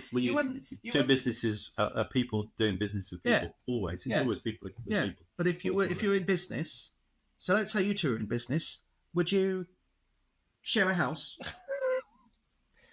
Would anyone do that? But this is what we were trapped in, and of course as well, Europe had its own. It was its own fortress. Europe. It had its tariffs on produce outside the European Union, the common external tariff. Breaking free of that has meant we were able to do our own trade agreements. And one of the reasons why they made it as difficult as possible is because, figure for a minute, that we had a simple free trade agreement with Europe. And it would be tariff-free trade and that's it. Other countries could do a trade agreement with us, which would then be the route into Europe. You wouldn't have to negotiate with 26 other countries and a commission. Negotiate with us and we'll be your free port into that. What that would do would destroy the whole basis and rationale for the European Union. Politics always gets in the way. And that's entirely what it is. It's politics that's got in the way. It's nothing to do with leaving the European Union that means trains can't stop at Ebbsfleet and Ashford. It's politics and spite. And I can't believe that we've got into this position where all of the message has been so distorted, and that all this is a consequence. Everything is despite Brexit and so on. For as badly as the country is doing, Europe's doing far worse. France is ungovernable. They're going through prime ministers that make the Truss, Sunak, Boris years look like strong and stable government. We've been able to diverge from that. We've been able to depart and not be dragged into their continental politics, which are a lot more divisive than ours, I may jolly well say.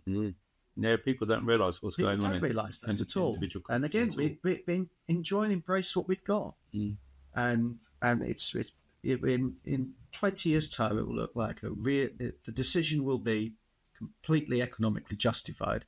But of course, what's got in the way is COVID and lockdown. For sure. And of course, the war in Ukraine, the effects of that had on the economy. So you can't. I don't think we're in a position for an economic perspective, to look back and see it as a single cause and effect, because everything else is so interconnected. I see it as politics. We can do jolly well what we like. And if there's elements and instances where government we put in says, we'll cooperate with this, with the European Union on this thing, fine, they'll have a mandate to do that. And then when somebody else gets in and wants to stop it, they'll have a mandate to do it. They won't be bound by treaties, they won't be bound by legislation. They have the freedom to pick and choose what we like. The problem they have over there is it's all about harmonisation. One size must fit all. It's the same with the currency. And you look at the damage that did when you got the basic European economy. So Germany sells the cars, so Southern Europe can buy them, and it lends Southern Europe the money to buy the German cars. And then when that went pop in the early 2010s, you got the grotesque scenario of not a bailout, but a bail-in. You heard of a bail-in before? No. Well, obviously it happened It's in where Greece. the government, no, that was a bailout. The bail-in happened in Cyprus, where the government went in to people's bank accounts and took the money out Oh, nice. to fix the mistakes the politicians have made. Yeah. Now imagine for a minute, with our debt where it is, the budget deficit where it is, if we'd been in the single currency. Yeah, because everything would have been taken out of the UK. It'd be the cash cow, it'd be for a common European interest. Decisions made by people we can't turf out of the ballot box because there's only one commissioner that'll be sent amongst 26. They've got qualified majority voting, so doesn't matter. You don't have a national veto anymore. There are only 70 odd MEPs there out of 500 odd. Nowhere near enough for any sort of majority. And of course, as well as a MEP, you can't. The Commission initiates legislation, not MEPs. No room for private members' bills in the European Parliament. But it's very interesting. I mean, one of the things I always think from any economy that drives everything is business, manufacturing, and trade. And you look at those key things, they always push an economy. Any economy that's done well has always been manufacturing, exporting, trading, and building those bricks. And obviously being part of the FSB, being part of like the Chamber of Commerce, and building all these organisations is really important. But also seeing manufacturing, and we look at the situation when you just mentioned about Germany being the car manufacturer of Europe, which it absolutely was, and probably just about hangs on to. But when we look at global manufacturing today, everyone talks about where's it made? China. It's not made in the UK, it's not made in Germany, it's not made across Europe, it's not made in the United States. Everything is gradually being exported into manufacturing into China. China becomes strong, isn't it, because of it? Yeah, but that's because we've gravitated the price of making anything. Our ridiculous energy laws. We're binding our hands. We're sat on a sea of shale gas and petrol, the North Sea as well. But because of our stupid environmental and energy laws, we are binding our hands and making it tough to manufacture anything. Look at the ridiculousness with steel. So we've closed all the mines. But they're keeping the steel plants open, which means importing steel from Australia. Do they bring them on battery-powered tankers now? No, of course they don't. No, it's just ridiculous, absolutely ridiculous. And I despair. I get on board with environmentalism, but when it becomes a fundamentalism, I think we're just binding our hands. But but that said, the division of labour is the basis of all business. Watch Milton Friedman's video that not one person can make a pencil. It's brilliant. And it's based on a book called I, Pencil, which is about the interconnectivity of the economy, the division of labour, and the beautiful, beautiful flow of free trade. And all of this can happen perfectly well without politicians getting involved. And I think the last thing I will say on this, that the best thing to come from 2016 is that we did away with a whole fleet of politicians, of which I was one, voted for my own abolition, because the most dangerous thing in the world is a bored politician. Something must be done. Well, let's find a problem so that we stay relevant. So we solve this problem. But oh no, this has created extra problems. Well, we must solve them. Rinse and repeat. We all get poorer as a consequence.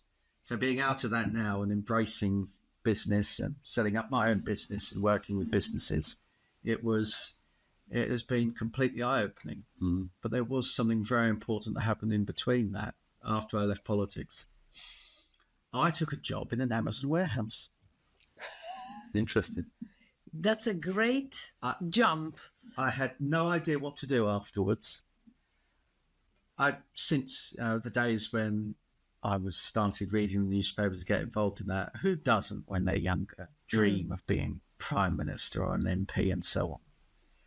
And then to have got so close and then seen it slip away like sand through your fingers. I was just dumbstruck. I'd no motivation, nothing. I didn't know what to do. And of course, the lockdown happened, and it was like, oh dear. And so I thought, well, I can sit and moan. Pointless setting up your own business now because everything's stopped. I'm not going to become one of the just relying on the handouts or anything. Make yourself invaluable. So I saw the opening at Tilbury and went there. And my God, did I get some looks when I walked in the first day, because most of the people knew how I was. Yeah. And I think they sort of thought I was sent in undercover as well. I haven't had that confirmed, but some of the, the wide berth I was given with management was like, what are you doing here? Working. But it was jolly hard work. I'm pretty sure. It was jolly hard work. And I bet that was a real insight now into like what is going on in society, what people are actually, where their priorities are lying, because you learn a lot about society, about what people are buying. It was the most important period of my life. Actual hard graft and labour. And there were two cohorts there. There were people that had lost there were people who had a car dealership, people who had done jobs that had just disappeared overnight with lockdown and needed to work. And it was hard work. There was one task I was on that was called TSI. And it was in the receive department, and you'd have to take the priority tote boxes to the lift up for immediate stowing. And I would walk about 15, 16 miles a day doing that. And then it's the heavy lifting onto the conveyor belts and so on. And each summer we'd see the students come in, and there'd be, after the first day, there'd be half as many. The second day, there'd be fewer still. And by the end of the 4-day shift, there'd be only one or two left. Because it was just too hard work. It is hard work. Very, very hard work. And you meet a great cross-section of people there. And seeing as well, I'll never forget, because they were starting to automate it there. And in the Tilbury depot, there was, in the receive, there was, I think, 6 conveyor belts that go up into, because it's a very circular thing. So it comes in receive, it goes up to be stowed, is then picked and packed to go out again. And they were very happy because they got a robotic arm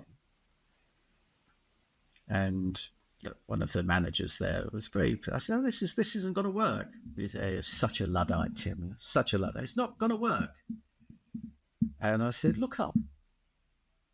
And the design of the place wasn't built for it, because they had 6 all going up into one. To put a 7th in that could do more than the other 6 was going to think. And one day there was a jam up there and everything started flying over. But it killed someone. The whole thing had to be shut down for it was like 5-6 hours. You'd think that somebody would have twigged it. The problem that they had is just continuous change for no reason. When things were going well and all of that, they just changed. You'd come off, because it was 4 days on, 3 days off, unless you wanted to do overtime. Come in and everything would be moved about. You think, what are you doing? And it ran its course. 14 months, met some great people, some wonderful characters, some absolute bloody killjoys as well. People who fail upwards, but you see that everywhere in life, don't you? But it was real eye opener. Hard work, graft. Do you think you learned a lot about society when you were in there? Because I'd imagine when you've seen all the different, because you're literally, like you said, you've got a lot of professional people who've come in out of failed businesses because of COVID, and you've got other people coming in at the bottom end of the scale, coming into, because that's where they were broken people. Lockdown was panic. It was the worst public policy mistake that has been made since I think ever. You've got your Black Wednesday, you've got your devaluations, you've got your gold standard, even going back that far. But the public policy, it dwarfs them all. Broken people were in there. and they worked really hard because they had no choice. Right. And it was, and again, they took advantage of that because there were people working hard, and you were given initially 3 months. And then there was no communication. Their communication there was terrible. And I remember, I used to love the History Channel before it was taken over by TV shows involving aliens. I'm not sure what that was. There was one documentary about Stalin, whose interpreter was interviewed. Stalin used to say that you can crush a grain of sand between your fingertips, and yet you can run a tank across the desert. Big businesses like that have that sort of attitude. Your numbers, and that's the feeling I got there, that it was that the individuals really don't count, and the way that the managers didn't communicate with people. It just because you see the bad press that they'd get, and okay, the way they treated people in all of those exposés was nothing like how they did it when I was there. And there was no one monitoring your toilet breaks or anything like that, or stopping you going to the toilet. It's completely fallacious. Trust me, there is lots of places which, when we talk about warehouses and all that kind of job, lots of things are not right, but they're covered very well. Yeah, but this is the thing, right? So I was going there, and I'd see people being treated absolutely appalling. I said, how can you take that? I said, you should join a trade union. The thing is that they're doing that. You should join a trade union. And then I was going around telling people that, and then they said, we're not going to acknowledge a trade union, but we can have elected representatives, so patsies, quislings. I was still telling people you should join a union to make sure that you are treated with dignity in the workplace, because a happy workforce is a productive workforce. And when we had our team there at the TSI, we were doing great. We were fulfilling all of the targets. It was great, but the communication was atrocious. Some of the methodologies in the department I was in were really backward. So, for instance, the targets. It was, you had your targets of piece rates to do every hour, but it wasn't the amount of boxes you opened. It was the contents that were in them. So if you had a box come in on the conveyor belt that was like 3 jigsaws, that would only amount for 3. But if you got a box that had 1,000 key rings in, you'd stitch that, and I'd actually see fights, people, grown adults, fighting over these huge boxes that have got thousands of key rings in, because they wanted to open that, put it, send it on its way, and then disappear for an hour. Yeah. What is the logic behind that? There is no logic. They had bits there where you could take an extra break if you achieved this or this, and there were bits that they tried. But this idea that you were dealing with machines instead of people. Okay, everyone in every job has to fulfill certain tasks. That's granted. But you want to take people with you on the journey. Not on this place. You on the journey, and there are people that have been there for years, and I thought they'd gone mad doing it. Can I just ask percentage British and non-British people? I'd say it was a third. I'd say half and a half. Really? Yeah. Interesting. Yeah. And when you say half and half, in terms of the workers, or we talk about management? Management were I'd say 80% non-British. Non-British. Interesting. That's very interesting to know. It was. I mean, there were some lovely people there, but there was one, Valeria. She was great, tough as boots.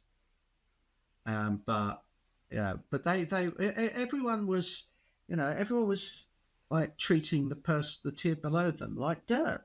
Yeah. And I'd see how her manager would treat her, and I'd say to her, why are you putting up with that?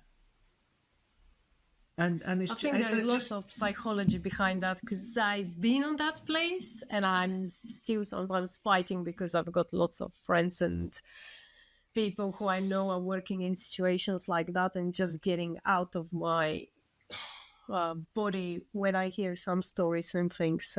But yeah, I think that's a totally different. I'd say to them, I'd say, well, you stand in your ground. Somebody speaks to you like dirt, and say, no, you don't have the right to speak to me like that. Or they say, I'll go do this.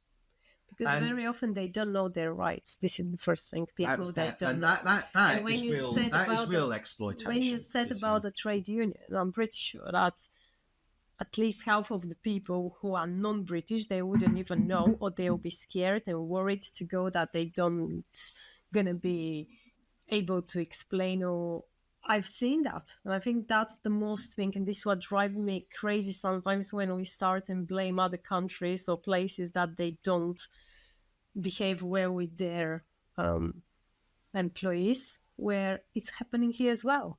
And it's better to look here. There was a rumour going around there was somebody living in there. Gosh, that they were on the night shift and had used fake details to get a job in the day shift and slept in there. Wow. You had people in caravans that were parked around Tilbury, like 5 or 6 in them, sleeping in shifts to work in there. And they knew about it. And their level of looking after their workforce, they'd say one thing and did another. Not that they went out, I mean, to be fair to them, not that they went out of their way to make people feel bad. And I wouldn't say it was a corporate policy. No. Sure. Now, I didn't have a crossword with anyone, but then if they were going to go and dance with me, they best bring their best shoes. And this is where I sort of like, I knew a few of them thought that I was undercover. But that's where I started to play on that paranoia. I'd get my high-vis and say, what was that? What was that? So I'd lean in to see, give the impression that I actually had a microphone on me. Because it's a dialogue. Just because you've got a senior position doesn't mean you could talk down to me. Of course. You've got to take me and everyone else working here on the same journey with you. And there were some that did. I mean, it were very, very few, and it was different shifts that operated in different ways. There was one, I hope Valerius listens to this at some point, but there was a chap called Zane as well, who actually told me not long before I left that I'd knocked on his door during the campaign, so he knew exactly who I was. You get to know these people, you get on well with them. But again, the pressure that the management were under by the tier above them meant that they were always on edge, because they were all edge and under pressure. They'll always be with them. And I can't understand how that works as a business model, because if you're shouting and shouting and shouting at someone and putting them under so much pressure where they can't possibly operate, you're not getting the best out of them. And then they'll burn out, and then they'll leave, and then you get somebody else in that you have to spend time training up, you lose all that institutional memory, and you're back to square one. And again, that's why that exchange with Stalin's interpreter just reminds me of it, because it is like running a tank over the desert. And then the grains of sand don't matter. But that absolutely destroys, I think, a business if someone comes in and starts shouting and bawling at people. Yeah, but Richard, these are places where I've seen it, and I keep seeing it. The ones who are much more brave, smart, etc., they're going to find their ways and they're going to leave or whatever. Some of the other side will keep being there, but always there are other people who come and fill in the positions. It's constantly turnover, but the positions are. That's why, obviously, talking about how productive is. Well, they do. I mean, this is the thing. If you're doing that job, you need something to keep you sane. So I was fortunate at the time, because when I was in the garden just before lockdown, a friend of mine who was finishing his PhD, I got talking with him and I thought, I like the sound of this. And so Simon Heffer, the professor at the University of Buckingham, who'd come and interviewed me and for Newsnight, not that one we had to hide behind, who'd come and spoken at a few rallies for me, I got in touch with him. And he said, read about, and I caught the bug for it. So while I was there, emptying boxes and doing all of that, I was focused on doing my studies and so on, and having a hinterland. And Amazon do encourage that. they have their own schemes that you can apply for to upskill, which is really good of them to do that. So they when I was there was the element that, okay, the system of pressure and targets and so on, and constantly getting every bit as possible out of that last drop of energy, was offset by a lot of upskilling opportunities, and even by then I got approved as a step up lead, I think the week before I left. But there was, again, I'd probably lost my mind if I didn't have something else to work towards and focus on. And that was doing my master's by research, which I'd finished in end of 2021. And is this there where come FSB after this lovely experience? So of course, throughout the whole Amazon thing, I'm applying for everything because it's like, this is not where I want to be so much longer.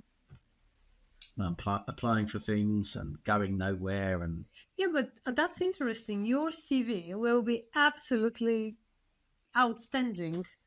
Well, that's kind of you to say, and I wish you'd have been on some of the HR teams that were interviewing me in that period. But everything happens for a reason, of course, as well. When you go through that period and you have that UKIP attached to you, people get an impression of what you must be, some sort of swivel-eyed, evil piece of what. And I'd like to think I don't give that impression when people get to know me. No. But it's that first impression. And, nobody really wants to employ politicians. The numbers that have lost their seats last year, very, very few of them could find jobs. So what got me what sealed the deal, and the guy who employed me told me this, wasn't being in the European Parliament, wasn't all the stuff that preceded it, was the graft at Amazon. That was the deciding factor that got me the job at FSB. Well, and then then we were off to the races, because I was back where I started, in grassroots campaigns and membership organisations, and so rewarding meeting so many great people and learning a lot. I may have the PhD, but my teachers have been all around me, and picking up all of the knowledge from all of the businesses has given me the confidence and knowledge to set up my own business. But I got my first day was the 23rd of June, referendum day. God. You couldn't make it up, could you? Couldn't make it up. No, it's when I started, 23rd of June, 2021. So I'd been at Amazon 14 months. And I loved it. I loved that. I remember handing in my notice there. It was the antithesis of the walk of shame. It was fantastic. And again, some of them didn't. I think some of them just thought I was mad, because I'd tell some of them that, I was, what did you do before? I feel I was a member of the European Parliament. They're thinking, he's lost his mind. He's lost his mind. Yeah, but I said, I'm going to work for the Federation of Small Business. And there was this one manager that they'd brought in. He was a complete plonker. And he said, "Oh yeah, but we'll still be back. You'll still be back here in time for peak time in October." But I said, "No." I've never looked back since. Never looked back since. Sometimes I think about it, because my shift was Saturday to Tuesday, so there's 14 months. I never had a weekend. My weekend was Wednesday, Thursday, Friday, and I'd have this feeling in the pit of my stomach that Friday.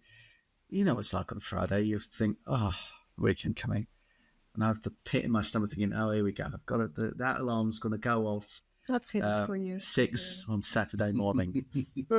But it was a lovely drive in, because nobody was on the roads. Lovely drive in, you see the sun shining, and so it would be you get cracking. And towards the end, some of the tasks I were given were really bizarre. There was one day I was a qualified jam buster. On the production lines. Yeah. So if there was, I had a shiny badge that I had to go jam buster training. Well, I was getting training for everything. because it was time away from the lines, which was valuable, and as well you could do a jam. But I'd see the jam busters just sat there. It was whole Saturdays towards the end where I was given all these. I hadn't asked for them. They didn't know I was looking for things, less so I was going. It wasn't even my notice period. It was one of those Saturdays, and because with the different managers all crossed over, but I knew I was on what I wanted to do on Sundays and Mondays. They were the best days. Saturdays were odd, Tuesdays were bloody awful, but it was I was like, it was demob happy because Tuesdays. Oh right, yeah, we were closer to 3 days off. And it suddenly changed. I don't know what, but on Saturdays I was the jam buster, and I had nothing to do. No jams? No, because there was the peak times when COVID was full on. Everything was coming for Amazon, and I told you all these 6 lines going into one, and you had both sides of the conveyor belt were being used. So people putting their tote boxes down and causing a jam. So you have to go right, press the button to stop it. Right, everyone away because I'm the only one qualified to undo the jam. They press it back on again. But when the head counting receiver was going down, only 2 lines going. But they had to have a jam buster. God, I'd just sit there. I'd sit there and I'd be talking to people and it would be a great day's work. But it goes back to what you was saying with Paul Andrews. Learn your job and learn how to do something else's. And that's what I was starting to do around then, starting to know all of them. But nobody wanted to go up to Stowe. Stowe was dreadful. It was upstairs. You work on your siloed. And again, it was a racket as well. So all the boxes come in and it all goes upstairs. And, I told you about the target. So you get your box of 1,000 key rings is that. Well, again, stowing is the same piece rate. So the runners, the cart runners, because everybody that went up from receive wanted to be a cart runner upstairs because, again, when the boxes come up, you stack them on the cart and then you ship. And the easy way to stow was knowing people doing the cart running. If you were friends with the cart runners, they'd give you the easy bits. 1,000 key rings. Bum, bum, bum, bum, bum, bum, bum. Done. But if you're not, if you're end of the line, you're getting these jigsaws and then the AI robots bringing the shelves around. God, it was awful. Nobody wanted to go up there. And then less so picking as well, because some of them were in a cage. They're in a cage. I didn't want to do that. And packing as well, that was dreadful, because again, it was all about speed and all of it was about speed, but it was all siloed working. On receive, it was a lot more collegiate. And okay, if you were there decanting, then obviously, but if you were on TSI, you had to work as a team. So the stuff would come in off the lorries, the forklift driver would bring it.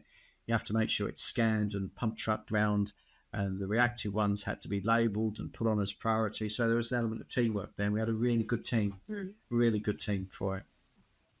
Was there good training around that teamwork together and working in that way? Yeah.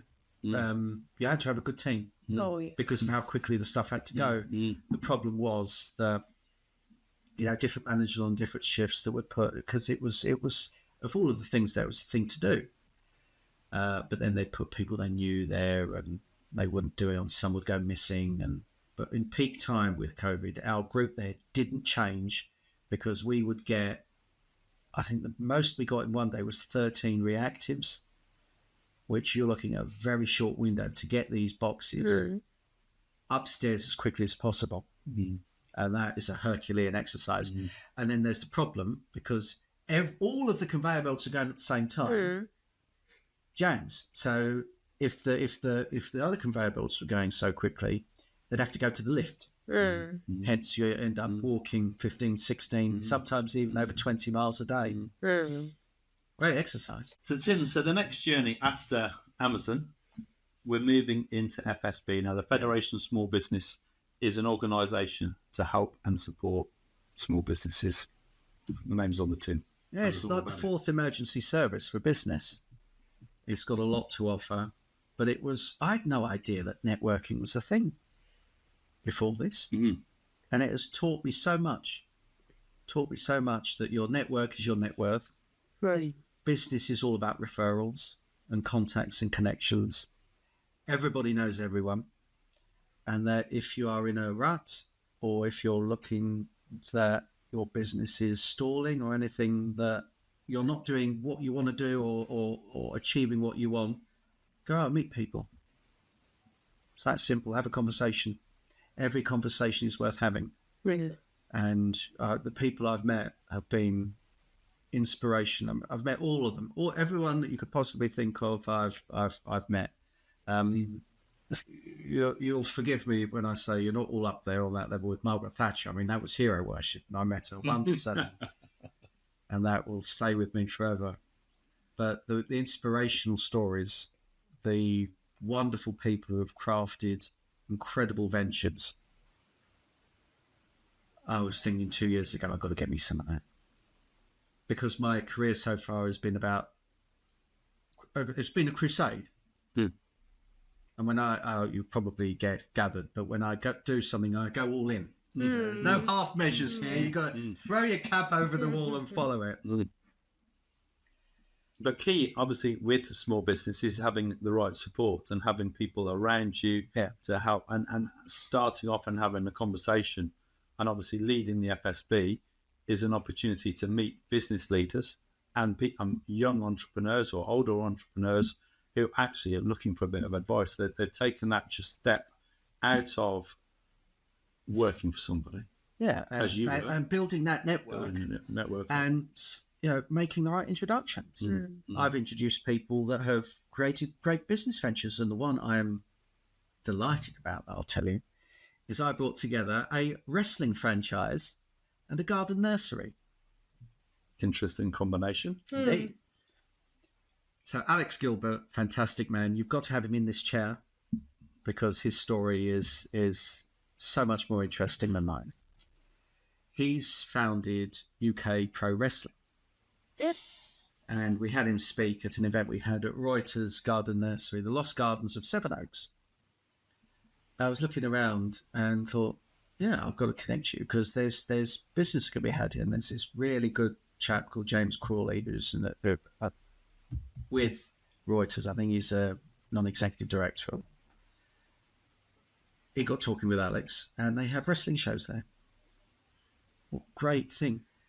You leave the kid and the big kid to watch the wrestling, and the missus, I know I'm terribly gender stereotyping, they'll throw me in thought prison for this. and the mother can go, the wife and mother can go off and do, look around the garden nursery and so on. Or the roles can switch, you never know. But there's an audience there for the wrestling and there's an audience there for the garden nursery. It's a dual pull.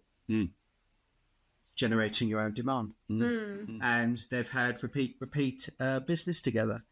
And it's part of their wrestling circuit now that they go to Reuters, have a wonderful show there. And bringing these two businesses together, okay, they settle the terms and all that, but doing that introduction, seeing things flourish is fantastic. And that is business. And that's something that I've cherished during when I was at the FSB, bringing people together. Oh, you might be worth having a chat with this person or this, but it's like joining these dots all over the map and seeing what comes of it. We never know what the synergies. This is what that's Nick Inge. Nick Inge, the godfather of everyone. His hashtags, you never know. Yeah. Which means you get off your backside and you go to this event because you never know. You go through that next room because you never know. You have that conversation because you never know.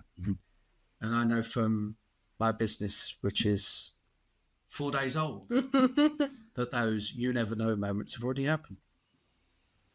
To tell us about your new business. What are you doing? My new business. So what are we doing, Tim? I'll finish where I started by saying I have a very interesting future behind me.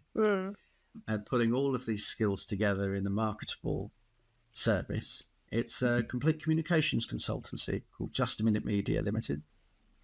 Why Just a Minute Media?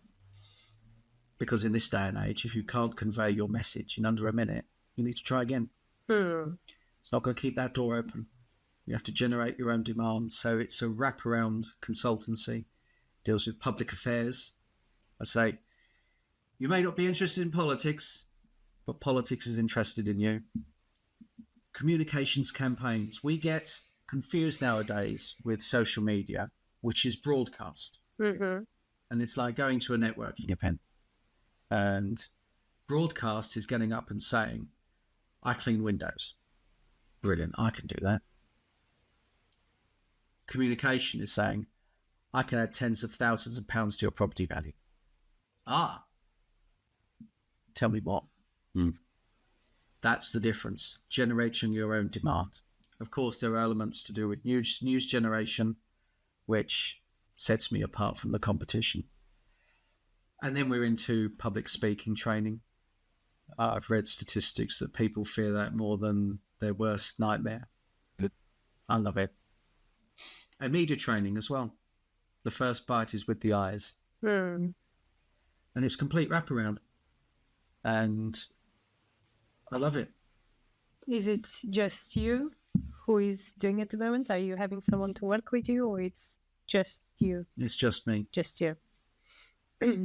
This man has all the experience needed. But there is one thing I would need to say. When I met you, in nowadays, to see someone so open and to talk to, obviously, where we met to Zoe's event, the way how you look and the way how you talk, there is no way people are not, how is the right word to say, attracted, or it's just make a big stand out. Good. Where this comes from? Is it from the politics career, or because the way how you always present yourself, the way how you talk? Now, if you ask me, from the people I know around me, you are the perfect person that can help in all that you start, like your new job and venture. But you build it during the years. And you always, I assume, present like that. Where that come from? I think on the looks, because people know me, I'm often with tie, with blazer, with pocket handkerchief. Always. The first bite is with the eyes. And I've always been, I consider it a mark of respect to dress up for people that I meet. I'm showing that I care enough to look presentable. And that's me. That's not saying that everybody should expect that or everybody should do it. Oh no, But it's how I feel comfortable. Your personal. And I think if I go to something and I'm wearing clothes with stains on and a shirt that's hanging out and so on, I don't feel presentable. I don't feel on top of my game, and it doesn't feel right. So that's that. And again, some ways you could say, well, that's me carving out a niche, be that as it may, then that's a Brucey bonus for it. But with me, it's about respect for person you meet, the audience, and who I meet. It's all about looking smart. And in some ways, Nigel was ruthless on that. Always got to be on parade. Always got to look your best and be on parade. Because that's the done thing. That's something that I always do now. And for me, it is the first bite is with the eyes. You've got to always look on your game, because that's the brand you want to convey. You wouldn't want to present a brand or a product or a service that looks shabby and worn out and scruffy. Maybe you do. Maybe you do. But for me, that's not for me. And business now is all about niches. And what you see is my niche. What about the talk? How you learn to be that good in talking, Well, bless your presenting? heart for saying that. Thank you for the testimonial. Practice. Practice, practice, practice. And when you're a politician and you're doing it right, you never stop talking. It's your audience. Respecting your audience. And a few extra little tips that are my industry secrets. What was the name of the business? Just a minute. Media. Just a minute media. That's the thing. I said the And that's the tips key. there. But there's the tip right in it. Sometimes know when to pause. Sometimes delivering the impact. It's always only 7% of what you say is what you say. That's it. only 7%. 38% is tone, and 55% is body language. So, for instance, when I was canvassing as a politician, I would know exactly when that door opened, how the conversation was going to go. Before anyone said, well, exactly, folding arms, red flag, which is true in business. You know if somebody is keen to know more. And the biggest red flag for that is somebody says, well, that sounds interesting. No. But it's even more subtle than that. It's knowing the difference between yes and yeah. No. They're saying the same thing. But meaning Do you want to buy this? Do you want to buy this glass that's sat on the table? Yeah. Do you want to buy this glass sat on the table? Yeah. Good. Definitely. But what about people who are shy? Let's say they go on their networking, or they try to fit, but they are, because of their nerves, because of how they feel, sometimes they might not say something right. Then Like reaction like that, The first yes, bit of so- advice I'd give them is to contact me, and you can find me on LinkedIn or you can Google Just a Minute Media Limited, and we can have a jolly interesting conversation. But I sort of think that our reliance on social media has meant that we lose the personal touch and that communication, which is so important. People buy from people. And if you're broadcasting, you're not building that personal link, which is why, Zoe Cairn says the key to all of it is engagement. You have to be engaging. And the socials is all about getting people to sit in front of you so you can seal the deal. That's all it's about. But it does come. If you are not going to sell as much, if you look terrified and you don't look confident. That's vital. Confidence is absolutely vital. I remember you told me one thing on Nick Singe event, when I just say something that, I've got that, like, not fear, but initial worry sometimes to start the conversation. And then, if I'm not wrong, you told me that absolutely every human got that feeling, but it's about how you transfer it and how you're going to act. It's because you care. So you have, like you've got nerves and you've got imposter syndrome, two sides of the same coin. We'll deal with imposter syndrome first. Imposter syndrome is a byproduct of being more qualified and being more successful, because it's the fear of the long way down. And the more you do, the more you fear that you're not going to deliver to the high level. That's because you care. Nerves also because you care. And if you didn't have either of that, well, you're a sociopath, because you need that emotional attachment to something you definitely need, or you're not doing anything you care about. And ultimately, if you're in a business transaction, somebody that's going into business with you needs to know that you are invested in this. And if you don't have that element of anticipation and nerves, then you're not right for it. So it's natural. You just have to factor it in. Factor it in and work with it. It's always going to be that. And it's not going to go away. Everyone gets nervous. I get nervous. That's a good thing, though, to get nervous sometimes. I think it's good to have those nerves. If you're about to deliver a presentation, whether it's in front of 2 people or whether it's in front of 200 people, it doesn't make any difference. The nerves can still be there. And however much you know your game, you never know exactly what the other person's going to challenge you with. Or obviously, if it's a room, then you're presenting to a group of people, but you want to make sure that that room is engaged. And I always think, and I don't know how you feel about this, but when I'm in the room, I mean, death by PowerPoint is one thing. Oh, you don't want to do that with loads of statements. There is a political party in Switzerland whose sole policy is to abolish PowerPoint. And more power to their elbow. But I see and they just get up there and read. And do you know why they do that? Because they can't remember this. No, script. they remember it perfectly well. But to do so means they turn their back to the audience, so they don't have to see the eyes looking at them. I hate that. I'd much rather be looking at the audience.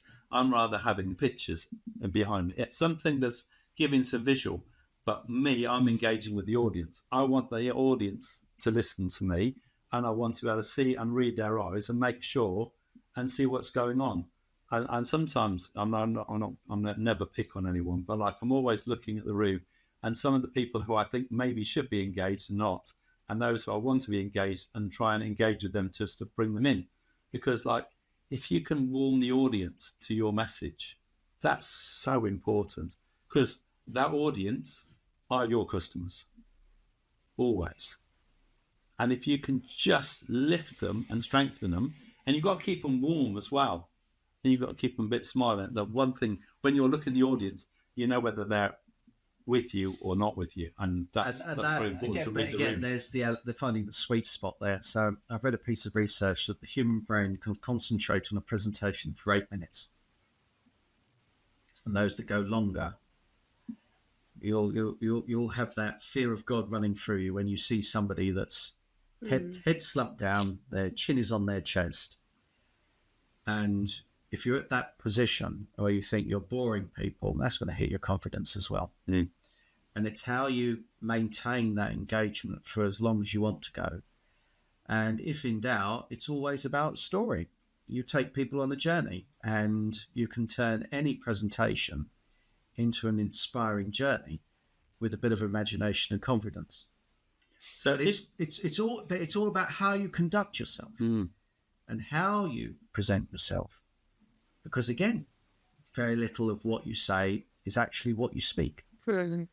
So do you think if someone gives you a 15-minute presentation or a 20-minute presentation, just giving them the 8 minutes, you need to have something that step changes around that 7 or 8 minutes? I'd first of all say, if you're giving me a 20-minute presentation, how can we narrow it down to 8? Interesting. It's what a book editor does. It's what you do. You think, well, why use 100 words when you could use 10? Probably not the best time to do it, seeing this is going to go on for 2 hours, but... Are you still with us? Yeah, but the thing is that you are giving so... We had that with the podcast. Some people were saying you have to do it 15, 20 minutes episodes. And I'm very much against this, because in 15, 20 minutes, I can't pass the message to these incredible people. Okay. But yeah, I know there are different things at the moment. But there is, what is that for? So you are there to sell, right? By giving a presentation, you are not going to agree a transaction through that medium. You always want to leave them demanding more. Okay, yeah. And all of the presentations then lead to a call to action to get into a one-to-one, so you can make the business. That's all it is. That's all it is. And so if that is not the aim and the goal, refocus. There's the wrong message. And in business, you need to seal the deal, because the longer it's the enthusiasm gap. So you have your presentation, and then, if you're not seeing someone until a month later, that enthusiasm's gone. You've got to strike while the iron is hot. We didn't talk about the book, because you are an author. Do you want to tell us a little bit about? So the book is it's called The First Brexiteer. And sorry if people are sick of Europe, but we're going back to the future on this one. And it's not really about Europe, and you'll find out. First Brexiteer, The Diaries of Sir Neil Martin. It's from 1970 to 1979. In my master's dissertation, my master's dissertation was about the rebellion to entry to the European Economic Community in 1971-72. And the reading I did around it, this name kept popping up, Neil Martin. And I looked on and found that his papers were deposited at the Bodleian Library. And some wonderful person there managed to scan a load of them in and send them to me, because this was during lockdown, so you couldn't go to archives. So they will have a special place in my heart. Got it all done and turned it into a paper for an academic journal, because this was another bucket list thing I wanted to do. I wanted to have a peer-reviewed paper published in an academic journal. And that was done in parliamentary history by Professor Gaunt. Okay, yeah. At Nottingham, who remembered me after all those years. He said, Professor Gaunt, blah, blah, blah. He replied, did I teach you? I said, oh, I'm flattered that you remember me. So that got agreed. But copyright law, you have to get the permission from the copyright holder, which if it's something that's a letter, it follows primogeniture. So you have to get the male heirs or the surviving family members to give permission to use their papers. So I had to do a bit of detective work, and this is why I've loved her. I can find anyone. It was either my communication consultancy or becoming a private detective. I tracked down the family of Sunil Martin with all the intention of meeting them and discussing, this was Anthony Martin, his father, Sunil, discussing Sunil and the activities of my work and so on. And then after lunch, he says, you might be interested in these, and disappears for about 5 minutes. He comes back later with a stack of his father's diaries. Wow. Now, Sunil died in 1985 and everything went to the Bodleian Library. So I was there believing that everything was at Oxford. It wasn't. And I sat there and then, I have to edit and publish these. I was a bit more diplomat. That was the state of urgency. I was talking about sealing the deal. I have to do this. As a historian, it's like finding gold, striking oil. I mean, it is history. And they let me. Why? And I spent 2 years alongside doing my job, alongside the PhD, because a lot of people assumed that this was my PhD. It wasn't. It was something I was doing in parallel. So I was transcribing the diaries from 70 to 83 when he stood down from Parliament. And there'd be bits, he wrote a diary every Sunday, which isn't that kind of in-the-room feel that you get with diaries. But then the big criticism of in the room is that everything is said in anger and you're not getting the full. So there is a period of reflection. So it's a halfway house between a memoir and the in the room diaries. And transcribing them, taking out the stuff that wasn't really that newsworthy, but then the bits in there. And found a publisher. I would always recommend anyone that's writing a book to have a publisher. I wouldn't recommend or advise self-publishing. You need that element of peer review. So that was another bit that I've got now, and people are coming to me to I advise them on book publishing and so on. And then on the 6th of June this year, I had the book launch, which was the 50th anniversary to the day of the 1975 referendum on Europe, which Sunil was the chairman of the No campaign. Wow. We had Lord Hannon gave the address, who was an MEP with me in Brussels. Jacob Rees-Mogg there, Sir Jacob Rees-Mogg. Lord Frost, a smattering of MPs, and it was wonderful. Wonderful. It's not one of these things that's going to set the world on fire, but as a historian, it's adding to the body of knowledge. And there's the contribution to the literature that it provides that a historian should. These are historians doing their job. Where it can be found? On Amazon, but it's also at Barnes & Noble, Waterstones. Oh. You can buy it. Yeah. It's for sale in the United States as well. And so it's widely available. And a real, if you want a taste of what politics was like in the 1970s, one of the things that struck me from the book is how familiar and routine the threat of terrorism was then. Because it was IRA terrorism, Irish Republican terrorism. Yeah. But how much that became a factor of everyday life. And it's written with, just familiarity. Oh, there's been another bomb. Oh, the house, there's been a bomb that's gone off in the House of Parliament. Oh, there's this. And how, Neil Martin finds a package addressed to Sir Ian Gilmore on his front door. And Ian Gilmore had been in the Ireland office. He doesn't touch it, waits for the bomb squad to come and get it. And that reality that, there were political assassinations back then. Erin Eve killed in 1975. Ian Gowan killed in 1990. It was a different time. There's the strikes going on.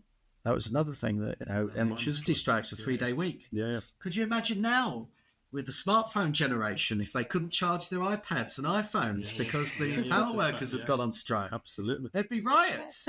Yeah. The NUM wouldn't dare call a strike, would they? It's just a completely different life. And for a politician as well, before the days of the internet and so on, but before the days of, having huge fleets of staff, he does his own public meetings. Canvassing is fundamental to what they do. It is a real taste of Britain in the 70s. Really down to the individual at that point. Yeah, Really down to the yeah, individual. yeah. And how brutal it was in politics, it was very uncommon for MPs to break the whip and defy the government. And Sir Neil and a group of others did repeatedly so. And there was pitched battles at the constituency level, threats of deselection. It was just fascinating. And the good thing with the diary is you can dip in and out of it.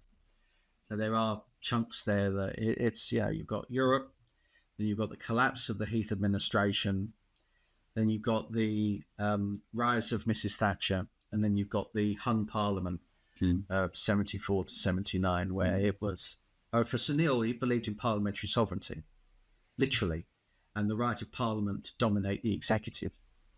Parliament did, because the government had no overall majority. It was been a fascinating look under the hood of politics in the 1970s, and particularly as no Conservative diary covers the Heath years, except this one. Interesting. So having done one, and now it's published, is there another one? There is another one. So There's my doctoral thesis that is out for peer review at the minute. I can't talk too much about it, but watch this space. Okay, interesting.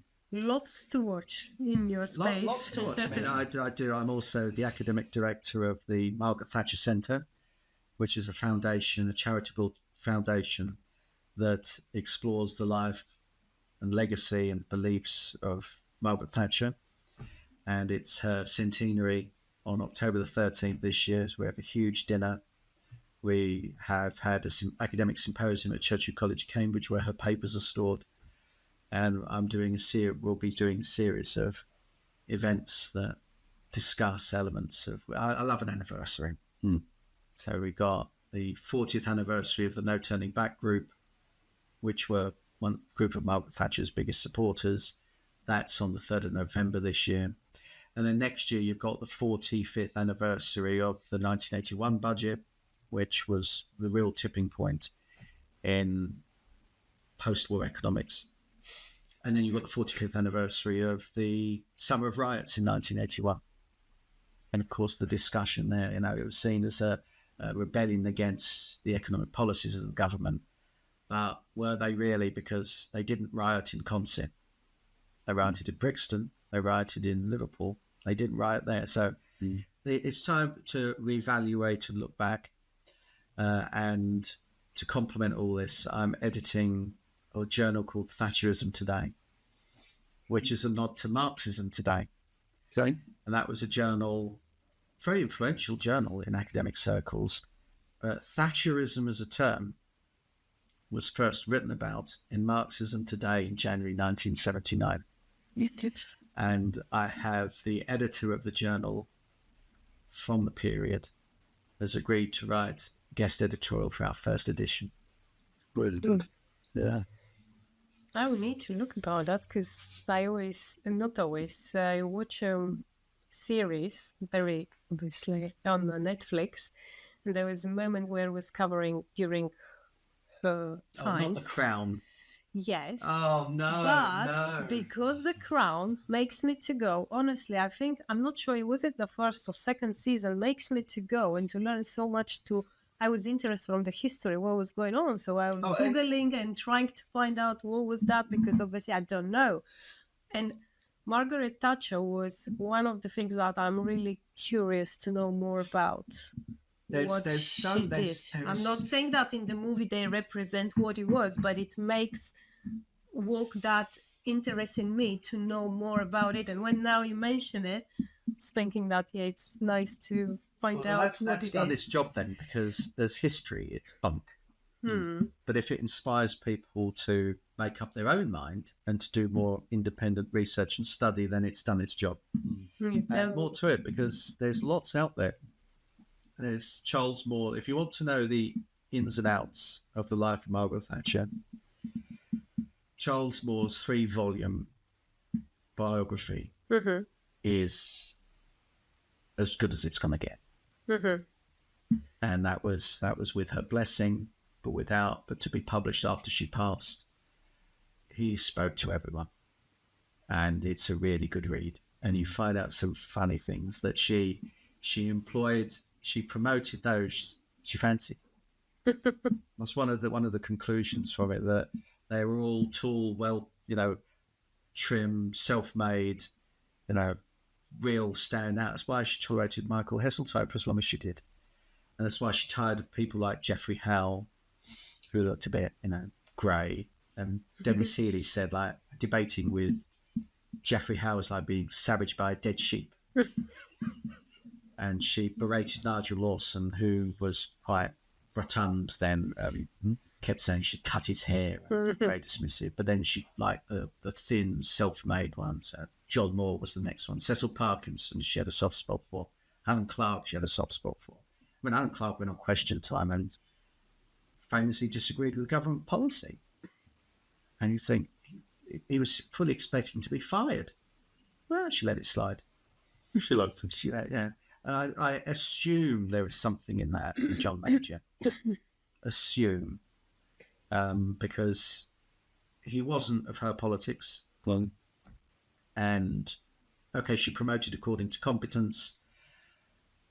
I don't think she was an excellent judge of character in that regard, of, ideological sympathy of those that she did promote. But she was complicated in some instances. She wanted those that she didn't agree with in the tent rather than outside. But it's a fascinating book in that you get to see a different element of Mrs. Thatcher that the earlier works don't necessarily provide. It's well worth it. It's very recommended. Thank you. It's a long commitment. They're not light books. They're each very, very serious reads. But it's well written, and you get to see. If you go quiet for a few months, I know why. Have me back and I'll test you. So Tim, what is next? Because obviously there's quite a lot of things coming about. Obviously you get quite involved in presentations and in media work. What else is coming along your way? I have a lot to learn. Starting out on business, every day is learning, and it's going to be a graft, but that's part of the appeal and the challenge, and we'll continue being present. Then at 9/10 of business sometimes is just showing up. So continue to be present. I was saying to everyone when I was leaving the FSB that, we're sorry going, and say, going? Just you're going to be seeing more of me. Yeah. We're seeing much more of me. So there's lots to do. There's a few exciting projects. I've got one surrounding the upcoming budget. I'm comparing the networking event to the networking event of networkers that Nick Inge is running. Curry. End of the month. Yep. And my politics tutor at A-level said, Tim, you'll have a political career. And it'll get better after that. And I said, what will it be? And he said, you will end up hosting Countdown. And I like to think that actually hosting Curry trumps that. And I was very flattered. So I'm doing a lot more of that. I'm chairing the breakfast session at the Kent Business Show next year. Excellent. And now being my own business will give me a lot more freedom to speak, to write, to publish. So yeah, you ain't seen nothing yet. No, fantastic. Just the beginning. And we are the lucky ones having you at the right time. Yeah. Rising tide lifts all ships. That's another one of my agents. Well, can we just say a huge thank you, Tim, for spending the morning with us this morning. Thank you. You've Great. given us some fascinating insights into the world of politics, the world of business, the world of communication, and we are all on a journey together. So thank you very much. Pleasure. We really hope that everyone has enjoyed listening to this in-depth episode with so much going on. I'm sure if you've got to this point, you'll have really learnt a lot. We've certainly learnt a Well, lot. no, because it'll come up when you've got YouTube on for so long. It will say, "Are you still watching?" Video, of course. So if you're still here, we really hope you've enjoyed it. Please do like and subscribe to us on YouTube. Please do follow us on Spotify and Apple Podcast, and we look forward to bringing another exciting episode to you very soon. And Give also, the video a thumbs up. yeah, Please and do. also don't forget, please, if you want to help and support us, not only to subscribe for the channel, but you can help us on Buy Me a Coffee link below. Thank you very much, and see you next time. Thank you very much.